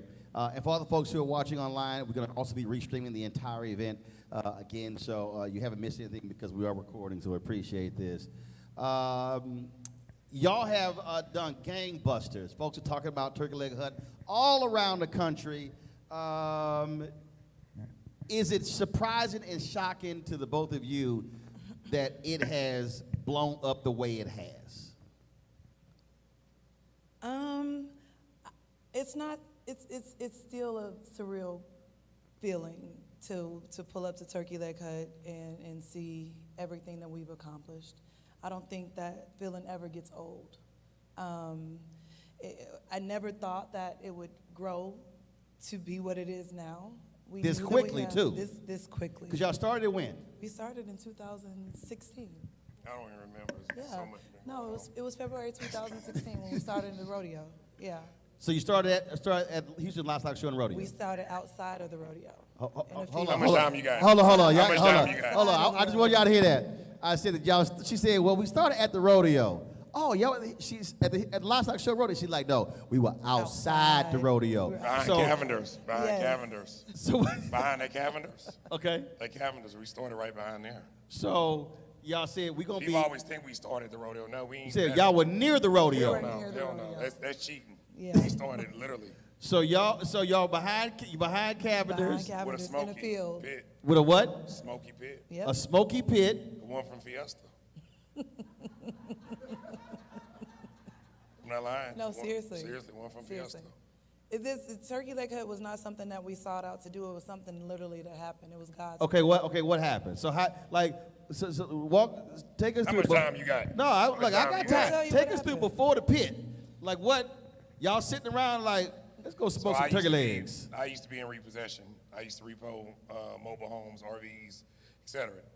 I was doing great then, doing six figures. But at that time, I didn't like it. You know, I'm taking people out their homes, children, etc. Doing awesome, real numbers. She was working for. I was working for product white man. liability. I was a project manager for product liability lawsuits, and I worked for the defense. She like product liability. He's like, she's Yeah. working for some white guy. If you have a problem with Tylenol, call this number. You take all those. If you've taken Tylenol, you Got it. have Got it. asbestos, all of those. So that was my And then? career. And so he got a phone call. I think he was sitting at his brother's I restaurant. was sitting in my brother's. My brother's Yeah. a chef also. Ran into this dude I know that does the parking out there for the rodeo. He's had it. White chocolate. What's his name? Yeah, Kent. Kent. And Kent is aggressive like me. Talk real fast, real slick. hold my phone. He talks real fast, real slick. I loved it though. 'Cause I already knew. I say we can get along. You know what I'm saying? Me and BS mess around. You know what I'm saying? So going forward, he said, "Lynn, why don't you come out to the lot and help me out, et cetera." At that time, I always keep some workers around me. He said, "I need your help out there." So we go out there to help with the shuttling. At that time, people needed shuttling back from the rodeo to the thing. It was like you make $3,000, $4,000 a day. Okay, we got some shuttles. Ran into Satan messing with us because we needed permits to go in the shuttles. It's crazy. That part is all. We running with people in our van because the permitting people behind us. So I might having to go by Carrington's and come back around so we won't get fined and ticketed and all that. So moving forward, So- we kind of left that alone. No, but while that was happening, we had a barbecue pit on the field. And well, Just people, just a barbecue. For the hell of it? Yeah, We were- doing yeah. smoked boudin, miscellaneous, Yeah, it was boudin, small stuff. sausage on So the y'all stick, like, turkey all right, we're legs. gonna make some money settling people, and while we doing that, we could just sell some I'm food out too. there selling shot liquor. Tejano night came. I tore they behind up, literally doing $20 shots. The Hispanics coming there. I mean, I was hustling at that time. You know what I'm saying? My mindset was get it by all means necessary. You know what I'm saying? So we saw a lot of people bringing the turkey legs back out with the foil still on it, and there's still a lot of meat on there. From the rodeo. From the road, everybody knows how nasty them turkey legs are. We ain't finna sit up here and lie. You buy it for convenience. You put your mustard on there, you eat the first core, and then you throw it on the ground. Let's be real. Yeah. So, and amongst that, you know, I'm on the rodeo scene real big. So, Sweet, rest in peace, him and Popcorn, they showed me how to do turkey legs way back in the Gap. Moving forward, But these weren't the same turkey legs that he's talking about. These were my She put a spin twist the on it. turkey legs. she put a twist on it. So he had this notion that we didn't need to season the turkey legs. Oh, Lord. And I here we said, go. well, what do you mean we don't need to season? Meanwhile, turkey back at the legs? ranch. Wait, hold on. No, He told said me- we he don't need said to we season don't- the turkey legs. Well. We don't need to season the turkey legs. And I said, well, we do need to season the No, turkey it was legs. onions. So, We said- you doing too much. So he was recording. Now me. he's like, I'm the chef. He's not the chef. He's not the chef. He's an orchestrator. He's not the chef. I'm great at what I do. Hey, we both get in that kitchen and cook our behinds We can off. both cook, but he's not the chef. Okay. So he, he's recording me. He said, y'all women always doing too much. Just look at her. And so I was seasoning the turkey legs and putting all of the extra stuff in them. And before we knew it, we had people come to the field, and they were asking for the turkey legs that had all this stuff in it. And so And it took off after that. When people came. after the rodeo's over, then y'all like, That's what the scary No. part was. So anybody that bought anything from me, social media wise, if you bought anything, you had to post. Repost. You couldn't Yeah. even buy it without posting. Yep. Everybody that came, I made you post. so wait. So you're like, that'll be $40 and a photo. No, that'll be not the money. That'll be the photo first. Yeah. So you made them whatever She'll they tell were you buying. whatever it was. Post. Everybody. So you had your Everybody. social media going, and they were posted in That's real. what built us. It was You know, freaky. yeah, social media is what built We turkey built turkey leg. leg. Not that, but I'm saying in general, out of a field. We've never spent a marketing dollar. Dollar. A dollar. And never marketing. will. We've used I social understand it. media. It's social free. media has been our So friend. I don't want to go back. That's why I said y'all wanted to explain it. So let's go back. Where'd you get the idea of no? You got to post before you buy. I mean, and his so idea. Because I know you're going to run and you ain't going to do it when you get in your car and start eating. And then the picture's going to be ugly because the food's going to be ate. By the time you go in that first bite, now you don't want to take a picture of it. So you might as well get it while it's pretty. Same thing in my restaurant. Same thing works. now did anybody say, man, look, I'm trying to eat. You like, look. You have to understand, take that photo. He's aggressive. I'm aggressive like you. And my clientele came from when I was in the streets. I was good to people. So a lot of my clientele came from people, man, come over here and support me. Come over and support me, So now y'all in the fields. Rodeo's over. Then That was what? a scary part. We did it again for Final Four. Then for what? Final Four. For We the did Final it- Four. we No, did Final it- Four is right after was rodeo. right after Right. rodeo that particular year. Same parking lot. Same Same parking lot. Same parking lot. Same parking lot. And I'm nervous the whole time. And then Why? the I know turnout this was shit finna even, be over with. the turnout was greater. Turnout was greater. We had people actually coming to eat instead of actually going into these events. And so we kind of looked at each other and was like, man. I was scared. what's- I'm not going to sit up here and lie. I was wasn't. scared. You were scared because Man, your shit was deal over. was I rodeo's quit. over, Final Four's I over. quit my job. And Oh, you quit? Hell Yeah, yeah. and we had just had our daughter. She was born in January, and we started this in February. We went to the house. Yeah. We went to the house, and I think it was 40, 50 days. We had done 80-some thousand. 80-some thousand out of a field. Out of a field. Out of a field. I don't never touch no money on nothing, Here, she in the car, here. You know what I'm saying? Even from parking, turkey legs. So we didn't touch nothing. And I always say late night, early morning, but literally having a child, It was literally late. literally, night, we was early going to that morning. Sam's right across the street, buying one case, buying two cases, put them on the pit. Yep. I'm going to Bud's Meat Market, getting, boudin, sausage on a stick. You know, Muslim getting the stuffed pork chops, her putting her twist on it. You know, people don't understand our story. You know, but all them twos and fews, I call it every day, $6.50, $4.50. Sometimes it was slow days, $3.50, $1.50. You know, I still had that street mentality. I'm gonna put it up. We're gonna put it up. We didn't touch it.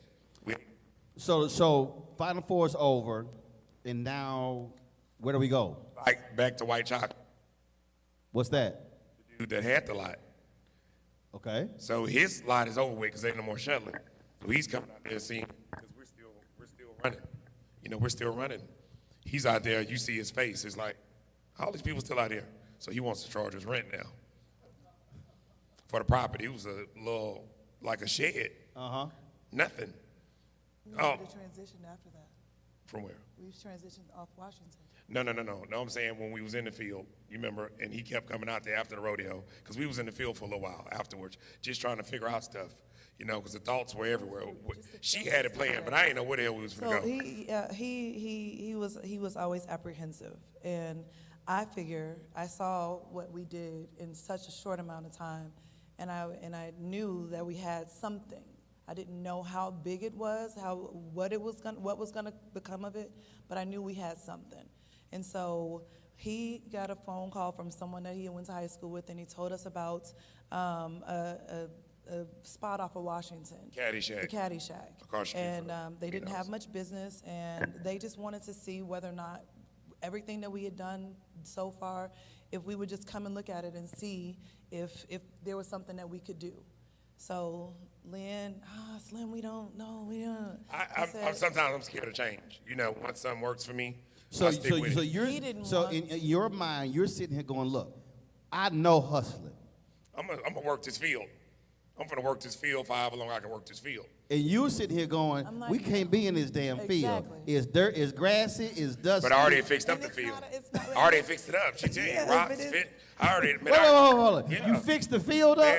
I got, You landscaped the field? He Slim. had rocks. He had rocks. I It brought was really gravel pretty. in. I put the fence up.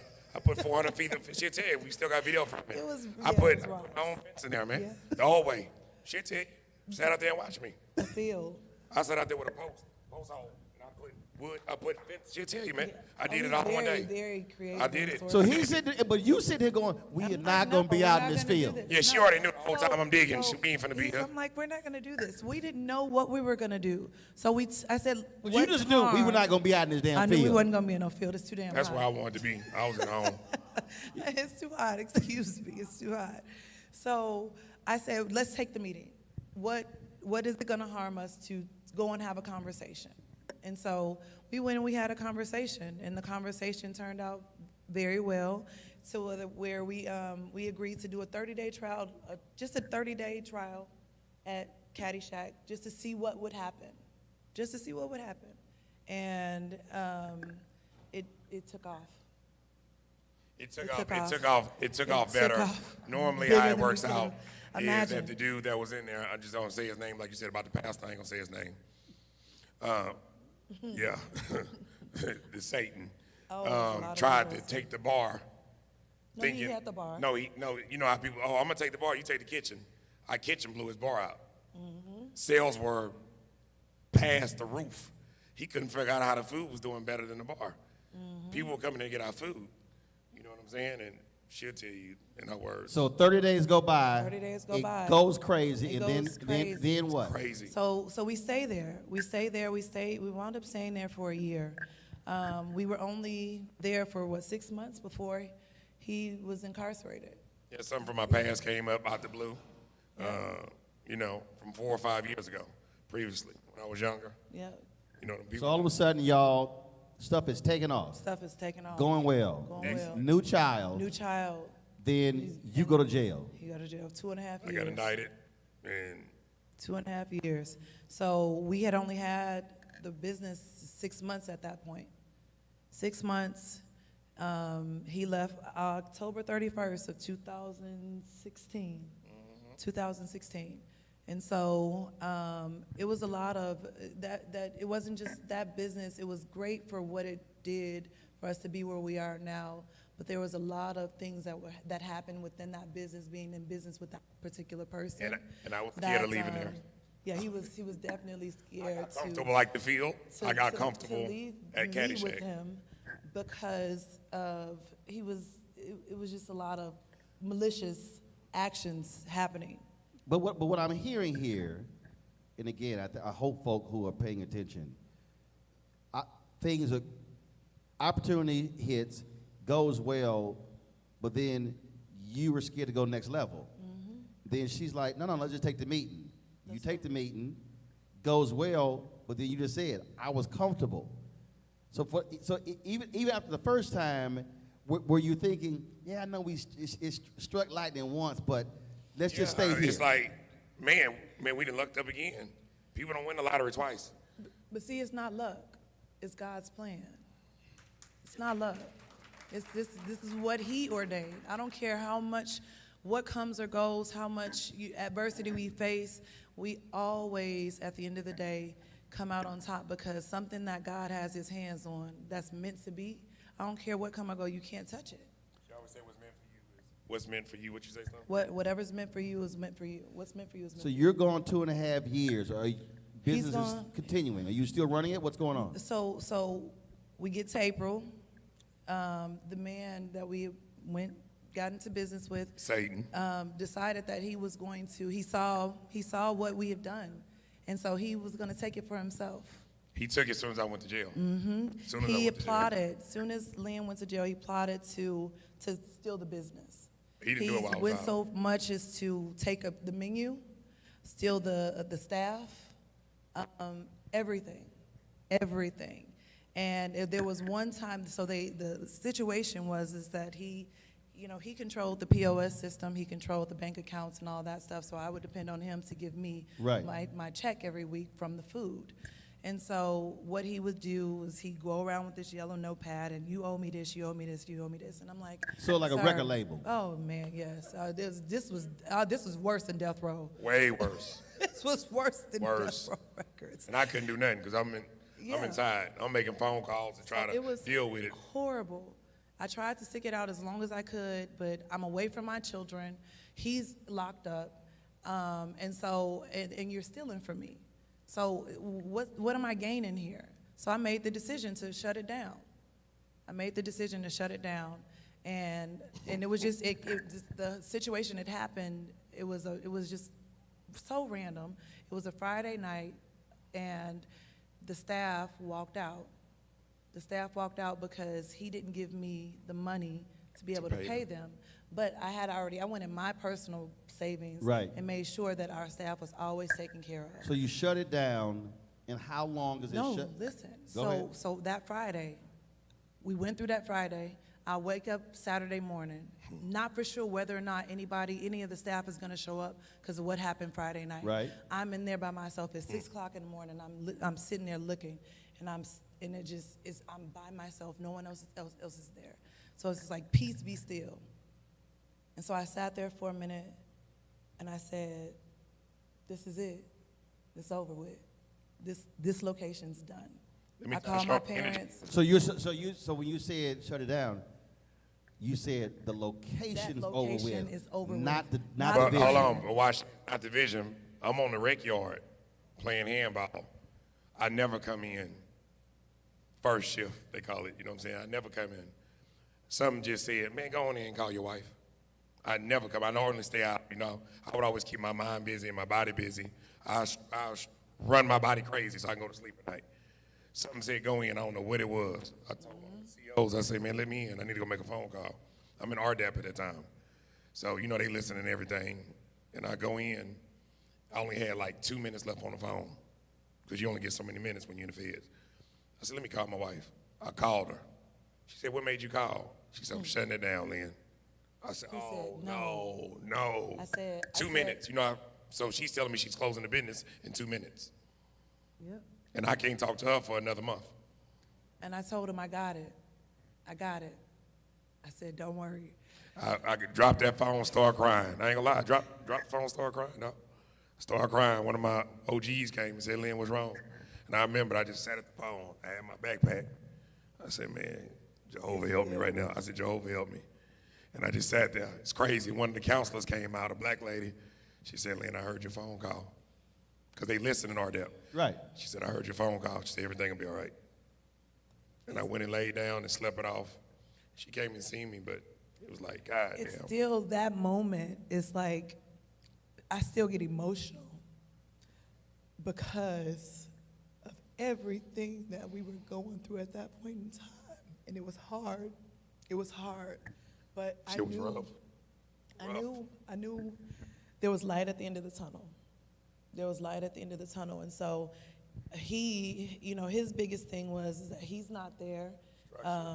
He's a man, and I have the children, and now the businesses. I decided to shut down. So what are we gonna do? What are we gonna do? But you know what? I was never afraid. I was never afraid. My goal was to get it back up and running, make sure he has something to come home to. He's a social media person. I don't do social media. So I am the behind the scenes. I'm gonna lay the foundation. So I laid the foundation, and now you go ahead and you do what you do best.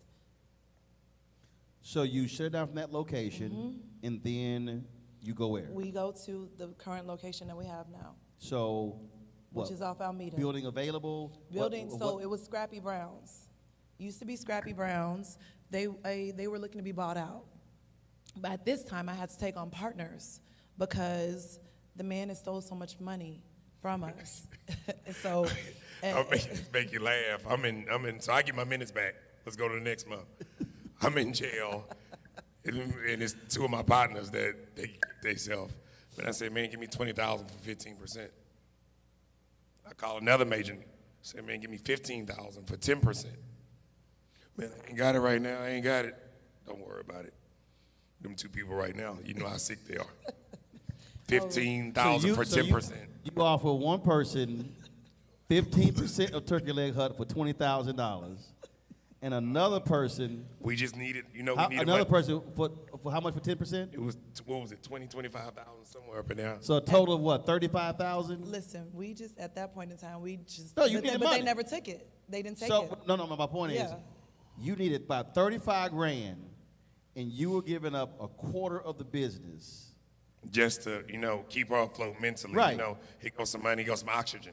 Here's oxygen. And both of those folks were like, Oh, yeah, and I hope they see it. These my boys. They my boys. and you know they got it. Oh, every time I come up to Oh, the they restaurant, definitely have it. every time they come up to the restaurant, and these major people, man, you missed out on these millions because you played.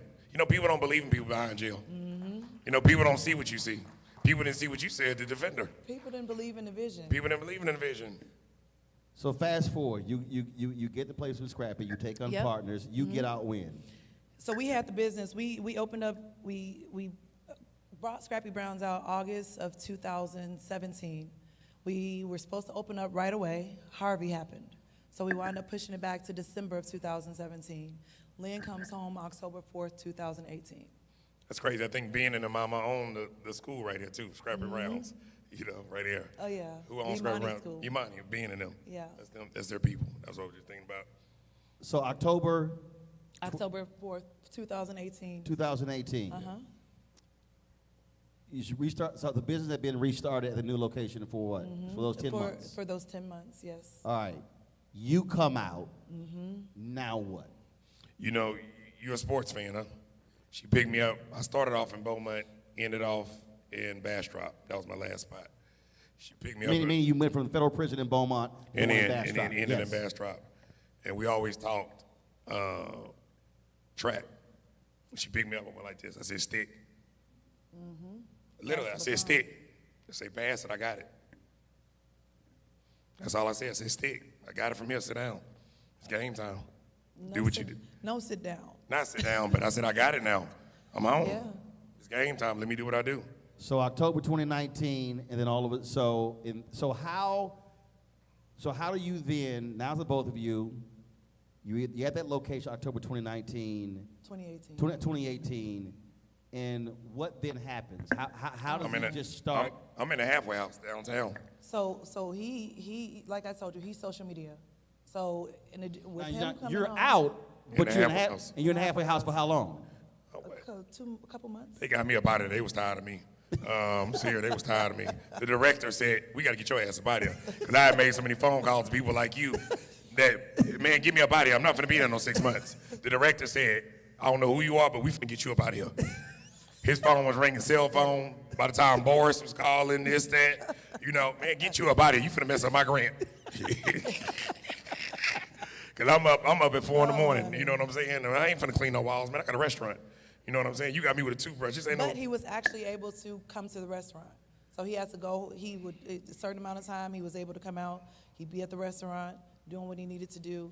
Then he'd go home. His home at that point, particular time, was halfway So up. we had a PR person at that time. Yeah. She wasn't our race. So she didn't understand our race. And I'm telling her, you know, anything that you see over and over on social media. I was incarcerated, one of the dudes from Wendy's, one of the dudes from Chick-fil-A. They're incarcerated. I understand social media to the fullest. This is my life. I understand it. You know what I'm saying? I studied it while I was incarcerated. You know, even from Wendy's and Chick-fil-A, what is their color? What is their color? Mm-hmm. Red. Yep. What everybody sees is red. Understand that. It's a reason why Wendy's and Chick-fil-A color is red. You know, even from the standpoint of, you know, I have staff, we have 175 people that work for us. If you don't post, you get fired in a group me. It's mandatory. It's mandatory. Reason being, it's free. Right. Let's just say 175 people. At that, you got almost 1 million people. Anytime that's on your timeline, your mind automatically says, damn, let me go to Turkey Leg Hut. I'm going to flood your line. You know what I'm saying? It's mental. Anything you scroll up, Turkey Leg Hut, goddamn, let me go over and get that Alfredo. Even if you don't like me, you got to go get it from the food truck. So when was that? So you're out and y'all grinding. What was that? Was it a steady build, or was it something that just triggered where it just took off? I had stuff written down from incarcerated. She's sending me pictures every week. What was going on? It was a. You had what written down? His plans. My plans. I had everything. I still look at my plan. I've hit all my Goals. checklists. I've hit all my checklists. When I came home, you know, like you said, she saw my vision, but certain investors didn't understand the vision. Y'all got valet in here that's only making $400 in the front, when his front can be making $400,000. We can go in a hole for $75,000, get these tents, build it out, let's get a permit. We can, butts and seats make money. Cars don't make money. Valet is already stealing from us, so you only maximize and put 20 cars in the front row. Why not put 4 tents? That's why the tents are outside now. You have to maximize your space. Right. This is something that I already had incarcerated. I didn't know how to draw. I'm paying people to draw my thoughts in jail. You know, I came home with all that.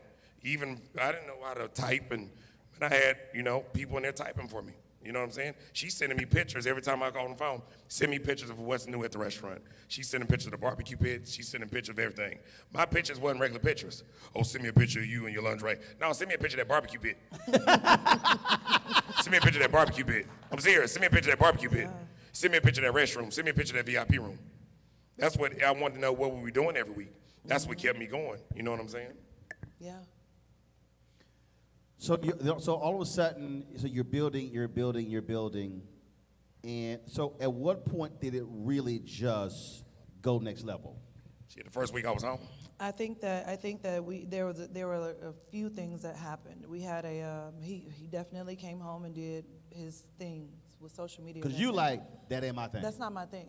The social media is not my thing. My thing is the making sure when they come in, the lights and stuff are turned on. So you like, I'm you like, Well, operational. roll it. I'm Roll it. operational. Gotcha. Yeah. I'm not going to really say social media is what got us here. Consistency is. So the same people from Caddyshack, she'll tell you, in the business partners, in a week, I may give out $10,000 worth of food for free. Honestly. But that $10,000 is going to give me $300,000. There's a give to get. You know what I'm saying? And a lot of my business partners. that's marketing. Marketing. Right. And a lot of people that supported us at Caddyshack from the field, because the people supported us from the field to Caddyshack, they didn't stop following us. So when I came back home, you know, she didn't know those people. And of course, she wasn't supposed to deal with those people because they were dudes. Most of my clientele is dudes. So respectfully, she's not going to deal with those people. You know what I'm saying? Out of respect. But they also kept coming back. They did come. But they also kept coming back because the food was good. Correct. I mean, Consistency. so you got to have quality control. And because at the end of the day, you could have great customers. All of a sudden, one or two days, food ain't good. To piggyback off what you said, Drake came in the He came in Caddyshack Caddyshack, yep. after the dude kicked After us we out. left. Drake said this ain't their turkey leg and left out. And you know what? Let me tell you the crazy thing. Remember how I told you they kept the same staff? So they had the same staff, they had the same recipes, they had everything the same, and they still couldn't make it work. They still could not make it work. It's called that special ingredient. Because it was, exactly. This is the special ingredient. So you're at the current location, and then that word of mouth is just going. And Almeda's on fire. We turn it off. Yeah. Nothing Almeda is against Almeda, good. but we made Almeda. And I grew up in the hood. I used to go get my locks done. You know, nobody's done what we've done on Almeda.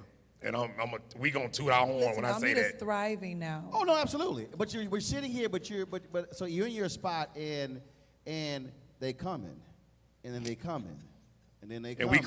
we crying when we pulling up. We crying. We pulling up with the line around. Yeah. I Slim, stop crying. The hell you crying for?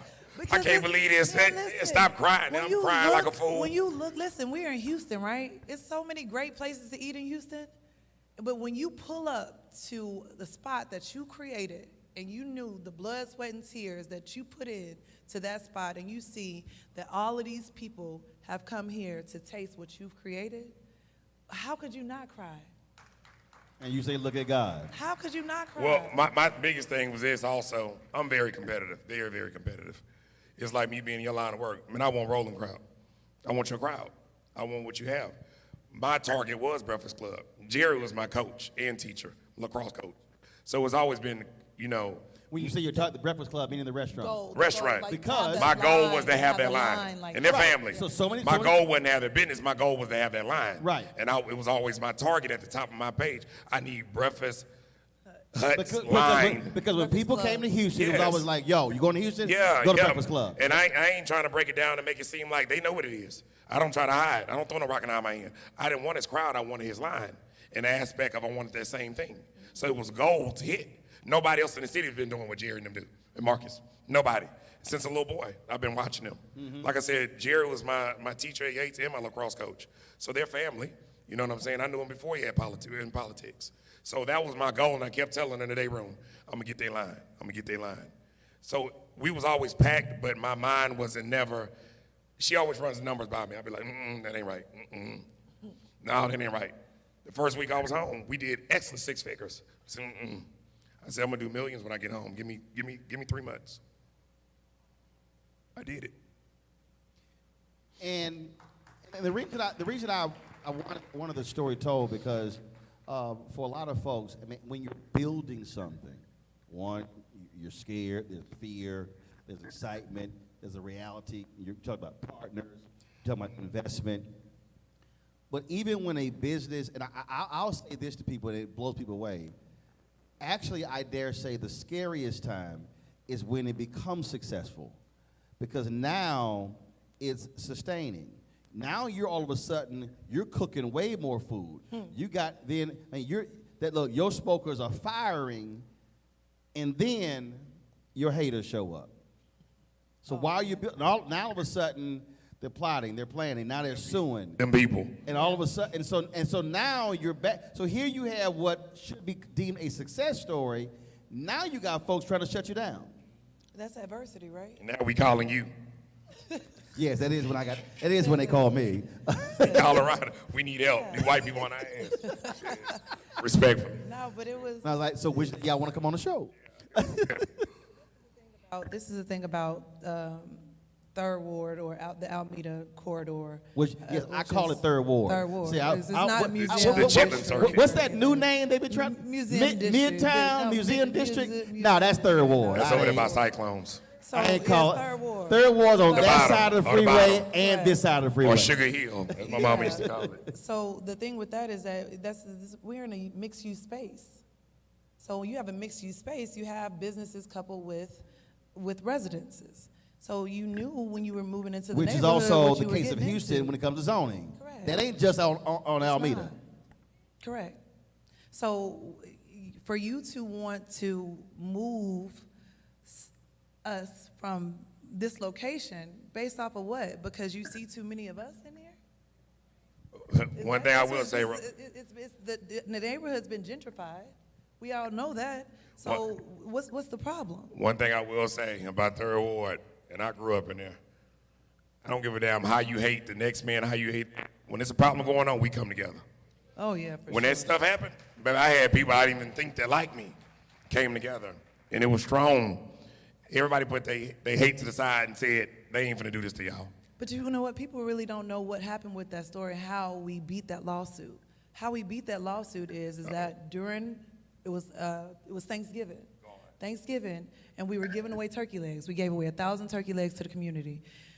We had someone, a neighbor, come to us, and he was an Arab guy, and he said, he was talking to Lynn, he said, I need to talk to you for a second. Man, move. He was Lynn, he Man, like move. typical him. I'm trying to get the turkey legs go away. talk to my wife. He said, Go man, I talk need my to wife." talk to you. He said, go talk to my wife. So I go over there and I speak to him. He said, I have something for you that I think that you may want. Can I have your email address? So I said, okay, sure. Give him my email address, and we took a break. We took a break from giving away the turkey legs. So I go and I sit in the car, and I open up my email, and I see the email, and it's the email from the neighbors that had gotten together to sue us, the group that had gotten together to sue us. And in that email, it had listed out their action plan. And they said, okay, we tried with the noise, that didn't work. We tried with the Smoke. It was the parking, that Gotcha. didn't work. Right. So now we're gonna try the smoke. They We're don't gonna belong say- over here. we're gonna They say don't belong it's- over here. It's noxious and it's toxic and it's this, and we're gonna take back our corner. This is what they So said. this We're was gonna take back a our group corner. of 6 of them, the doctors, the No, it lawyers, wasn't. Yeah, It was yeah. probably like 12 of them. 12 of them, but this is And the then group. the crazy thing is that when that lawsuit hit and they had the face of the person that was suing us as this black woman, we had no clue who this woman was. They put a black woman as the As a face. It was a, to say that this is what it is. Right. But the truth of the matter is, it wasn't a black woman. There was no. it was black woman. them. It was them. And so when we got that email, the first thing I did, I was floored when I saw it, and I sent it right to my attorney. When I sent it to our attorney, the next day it was dismissed. Yep. So things are moving, things are going, and you're selling, and entertainers are coming to town, and folks are posting, and you got the pictures on the wall, and all that sort of stuff along those lines. But then you also then have to deal with the backlash from our own when it came to dress code. Are we gonna have this conversation? Oh my goodness, this dress The code. wine with that cheese. Now, whose idea was it? And was it a smart idea or bad idea? People, It was my idea. It was his idea. It was my idea. Let me Okay. tell you why. I always tell people we're like a large Boudreaux. You know what I'm saying? But anything that makes me uncomfortable, and I'm a man, that's too much going on. You come in with a thong on, with the beach cover up. We have children in here. The It ain't children, gotten it's to a level of be- respect. It's a level of respect. I don't give a damn what music we play. That ain't got nothing to do with it. We don't play cursing music. Same music we play in the car. We don't play cursing music. I don't allow it. If I feel like they're getting out of line, she'll Not tell unless you. it's after hours. Hey, no, You're that's talking like that's after hours. After hours. You know what I tell them? Put on some Nora Jones. If they get out of line, they start twerking, twerk off that Nora. I tell the DJ, ask your put on Nora, Anita Baker. Seriously. Let them twerk off that. I don't do birthday requests, I don't do none of that because I keep control of what I have going on. My mama comes in there. Her mama's in there. Our grandmas, everybody. Our children come in there. Yeah. So when you walk in with a thong on, man, it's a level of respect. And the crazy thing is that we have been in business for years before we even implemented a dress code. But the crazy thing, when you See, that was a social media backlash because that thing went Yeah, viral it and went went national. crazy. 150 million views. It was like Oh, man. 20,000 shares. They roasted us. They were They relentless. kicked our ass. I ain't They gonna were lie. relentless. I was running. I was scared. I was mad. I can't do this right now, man. I was running from Oh everywhere. my goodness, So they were relentless. did you regret making that decision? No. No, let me tell you No. what happened. And this is what, people saying, one of our managers at the time didn't run it by Slim. She didn't, yeah. I didn't, so she released the dress code before she got my approval. 'Cause on we what shoulda- to we shoulda said say something worded when differently. it pertains to the dress code. So that was the thing of the matter is that it's Houston, it's hot. We know that, and you sitting outside because we are under tents, so we get it, we understand, but it's just a level of respect, and it's just have some respect for yourself and have some respect for others, because we have different type of crowd. We have older people, we have young people, and people get uncomfortable. So as much flack as we caught for the dress code, we had just more as many supporters. supporters. We have When more you see supporters. somebody walking by, Yep. you see a table, because where I sit, I see everything. As always, the only thing get past me is win. So, know what so I'm you saying? didn't see a decrease in lines no. and Oh, people? no. No, It weeded not the at BS all. out. But when you see people walk by and they go like this, and I'm watching somebody, a man, touch a couple or a female, and they looking at somebody, man, they're not going to come back. And the support was amazing. That's the crazy thing, is that they focus so much on the negativity and the backlash from the dress code, but the support that we got, tons of emails, letters, people walking up, we support y'all. Thank you. Thanking us. It's just, and this is the thing, is that if you don't set the tone for your business and what it is that how you want your business to be, people will set that tone for you. And when they set that tone Yep. for you, you'll have sit no back control. and you'll look back and you'll be like, how did my business turn into this? How? Now you're trying to revamp And now it you're trying to get it back. and re-grand You have opening. to set the- you No, have it's to set done. the You're tone for done. your Once you go that way, ain't no coming back. But once you go the way we go, we can always, we can play with it. We can tweak it. One of the things about when you have a business is when you have to start beginning adding things and adding other elements and adding pieces to it in order to build. And so as y'all were going forward, you then begin to add other elements. So Daiquiri Hut. Daiquiri Hut, then food trucks, and then now which the U of H games. So you Yeah. begin to add other. So as you are building, how are the two of you sitting here going, how much bigger can we get? How can we add something else? How can we do something else? For instance, like this, and I mess with Tillman real tough. She went to U of H. Just to piggyback off that, we got up out of U of H. We got up out of U of H. Got We it. were Yeah. only there for a year. You're not For- finna for that pimp one us. season. Y'all make money, use us, and we right around the corner. We have the same crowd. We're making your money. They're coming to see us. You're not finna cut us a check. So this is the thing with U of H. So U of H, they couldn't believe that when they saw the numbers, they couldn't believe that the numbers were what they were. Wait, hold up. So there were folk coming to their games Just for turkey legs. to eat y'all food. Just for turkey Correct. legs. They ain't give a damn about the Cougars. They would come for the game. They say they have never seen numbers like that ever Ever. at a stadium. So then when second year comes back around, now they want to renegotiate the contract. And they renegotiate the contract, of course they want a bigger cut. We're not willing to give you a bigger cut.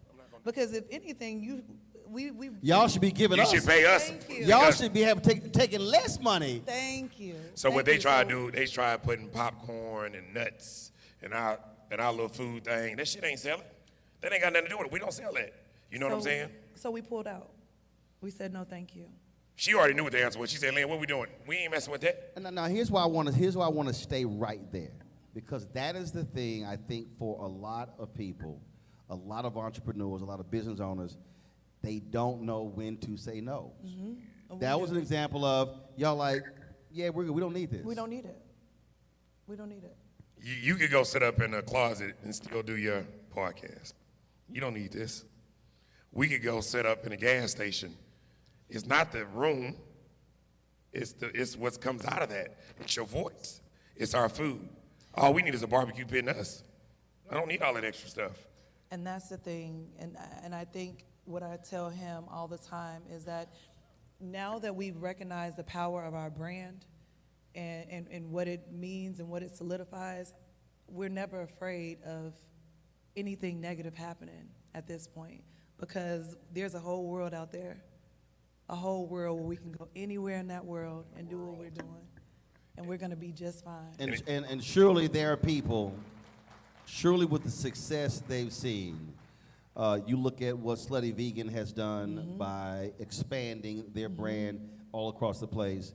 It would not shock me you had folks trying to inundate with your offer saying, Oh, man. let's take this concept nationally. And we didn't turn down millions. Yeah. And I love what Slutty Vegan them doing. But I can tell you one thing, they have an excellent brand. I'm not going to rush my brand. I'm not a Chick-fil-A. I'm not a Wendy's. We don't have a template. I watch that macaroni. She watched that macaroni. We taste that Alfredo sauce. Everything that comes out where I sit, if the juice ain't right on the turkey leg, man, take this shit back in there.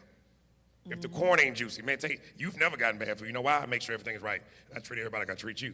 People come in here to get this from us. I can't give that at 20 different locations. That's what makes me nervous. That's But what the makes crazy me, thing is that- and so you know? That's what he makes him nervous. It does. But I want to go back to that because here's the deal. You were nervous in the field. You were nervous was it Caddyshack? And I'm still nervous. Shit, we here. Hell, I can't go back to the streets. This is it. No.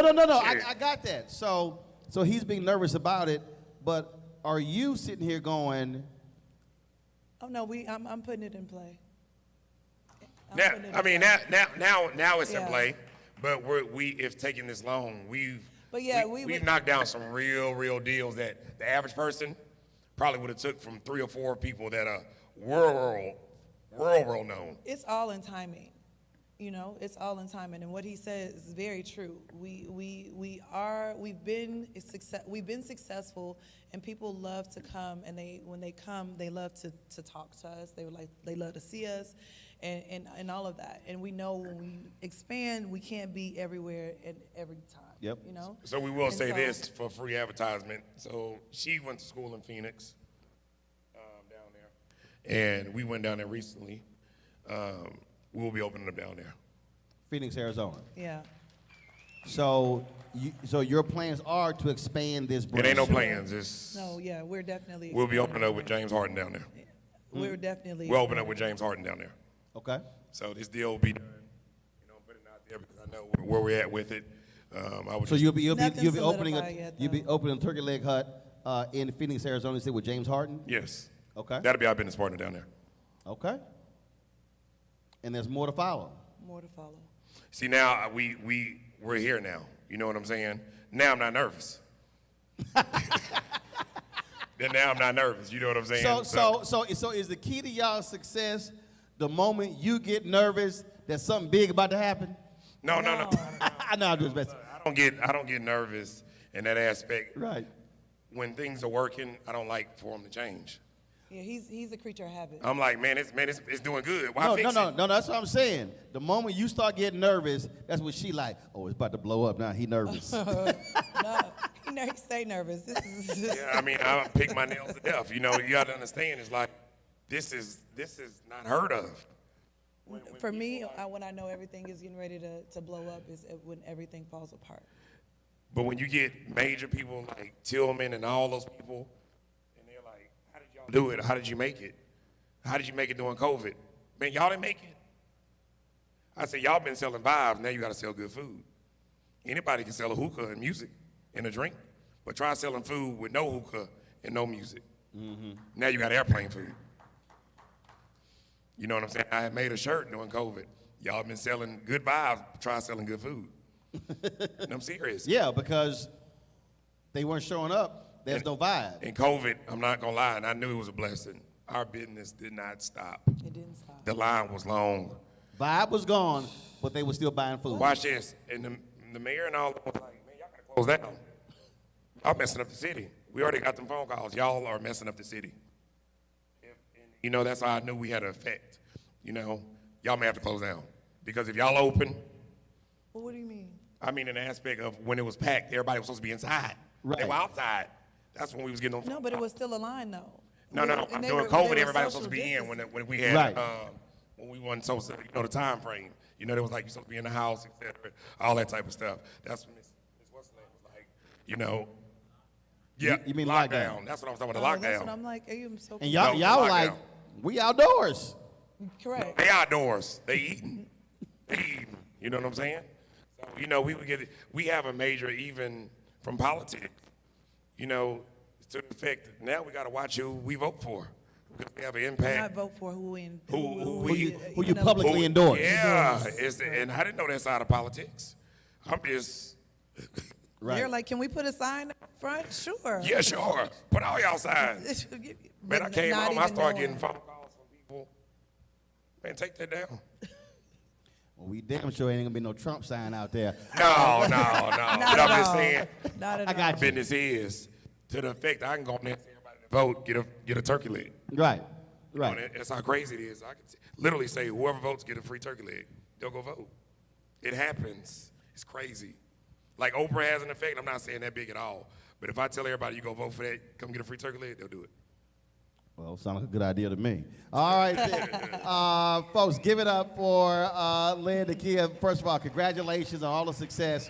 Love to hear the story. And again, I think a lot of people need to understand, as I always say, there's a story behind the story.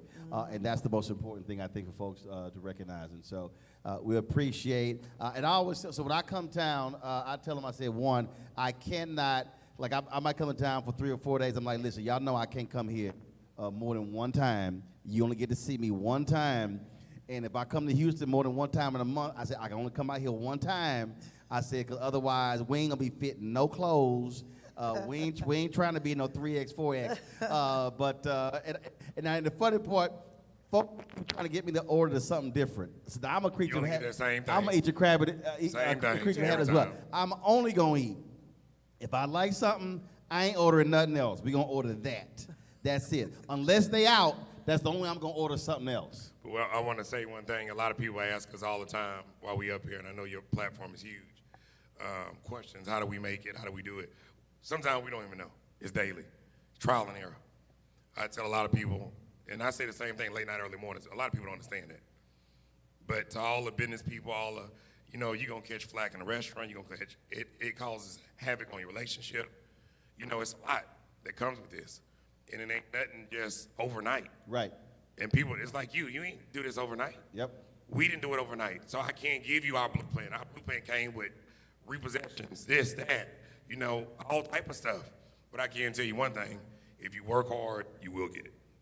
And if you are consistent, Yep. if you're consistent, you have to be consistent. All right. Yep.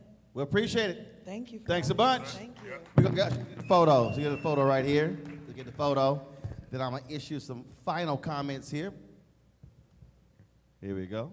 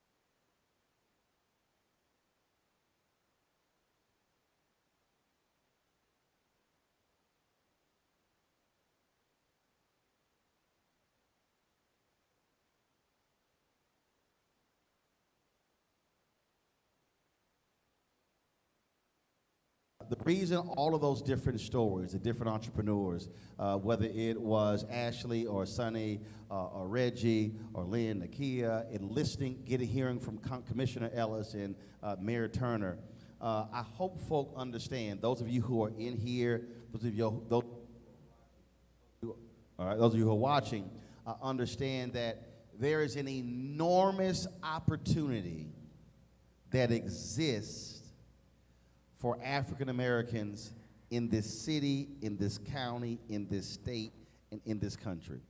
Despite everything that we've dealt with, despite everything that we've went through, despite all of the stuff that we've had to deal with, that we still can create successful businesses that allow us to be able to grow.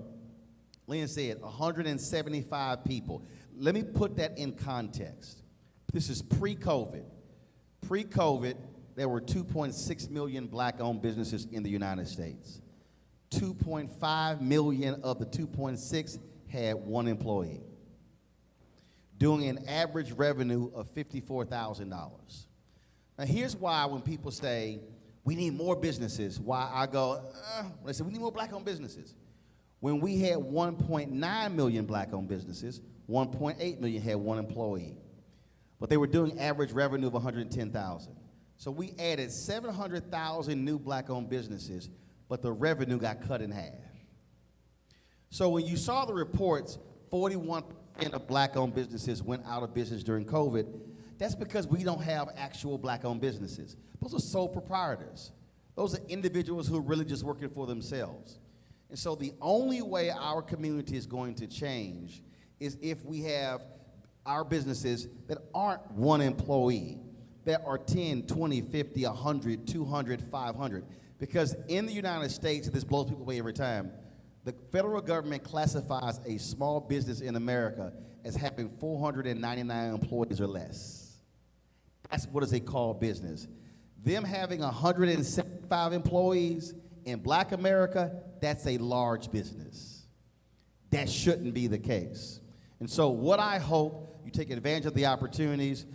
We thank folks at Harris Health. Hopefully you got some information from them, what they're doing. We're going to be, again, as we announced, next year, we're going to be launching the Black Star Network. We're going to be launching the 2024 National Juneteenth Freedom Festival.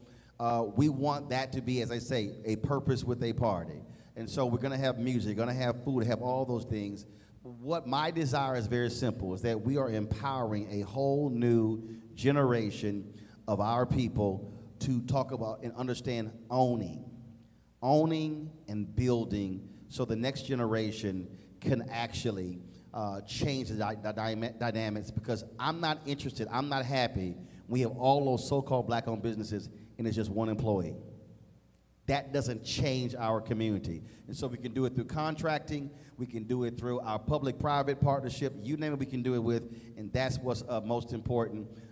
Just come on up for a second, because I want you to just tell folks real quick about the health system, what y'all doing there, because you heard when the commissioner said, when they did a disparity study, the percentage was 0 of black contracts. We're trying to change that. And so just quickly share with folks so they know what to do. Hello, thank you so much for this opportunity. I'm Tamala Austin. I am the Business Equity Outreach Manager for Harris Health. I'm with the Contractor Diversity team. And as Commissioner Ellis said, we're getting ready to go under this big expansion and renovation project with LBJ Hospital, $1.6 billion. The Commissioner and the Board and the President of Harris Health have agreed that 30% of it needs to go to MWBEs. So my job is out here to construction, IT, flooring,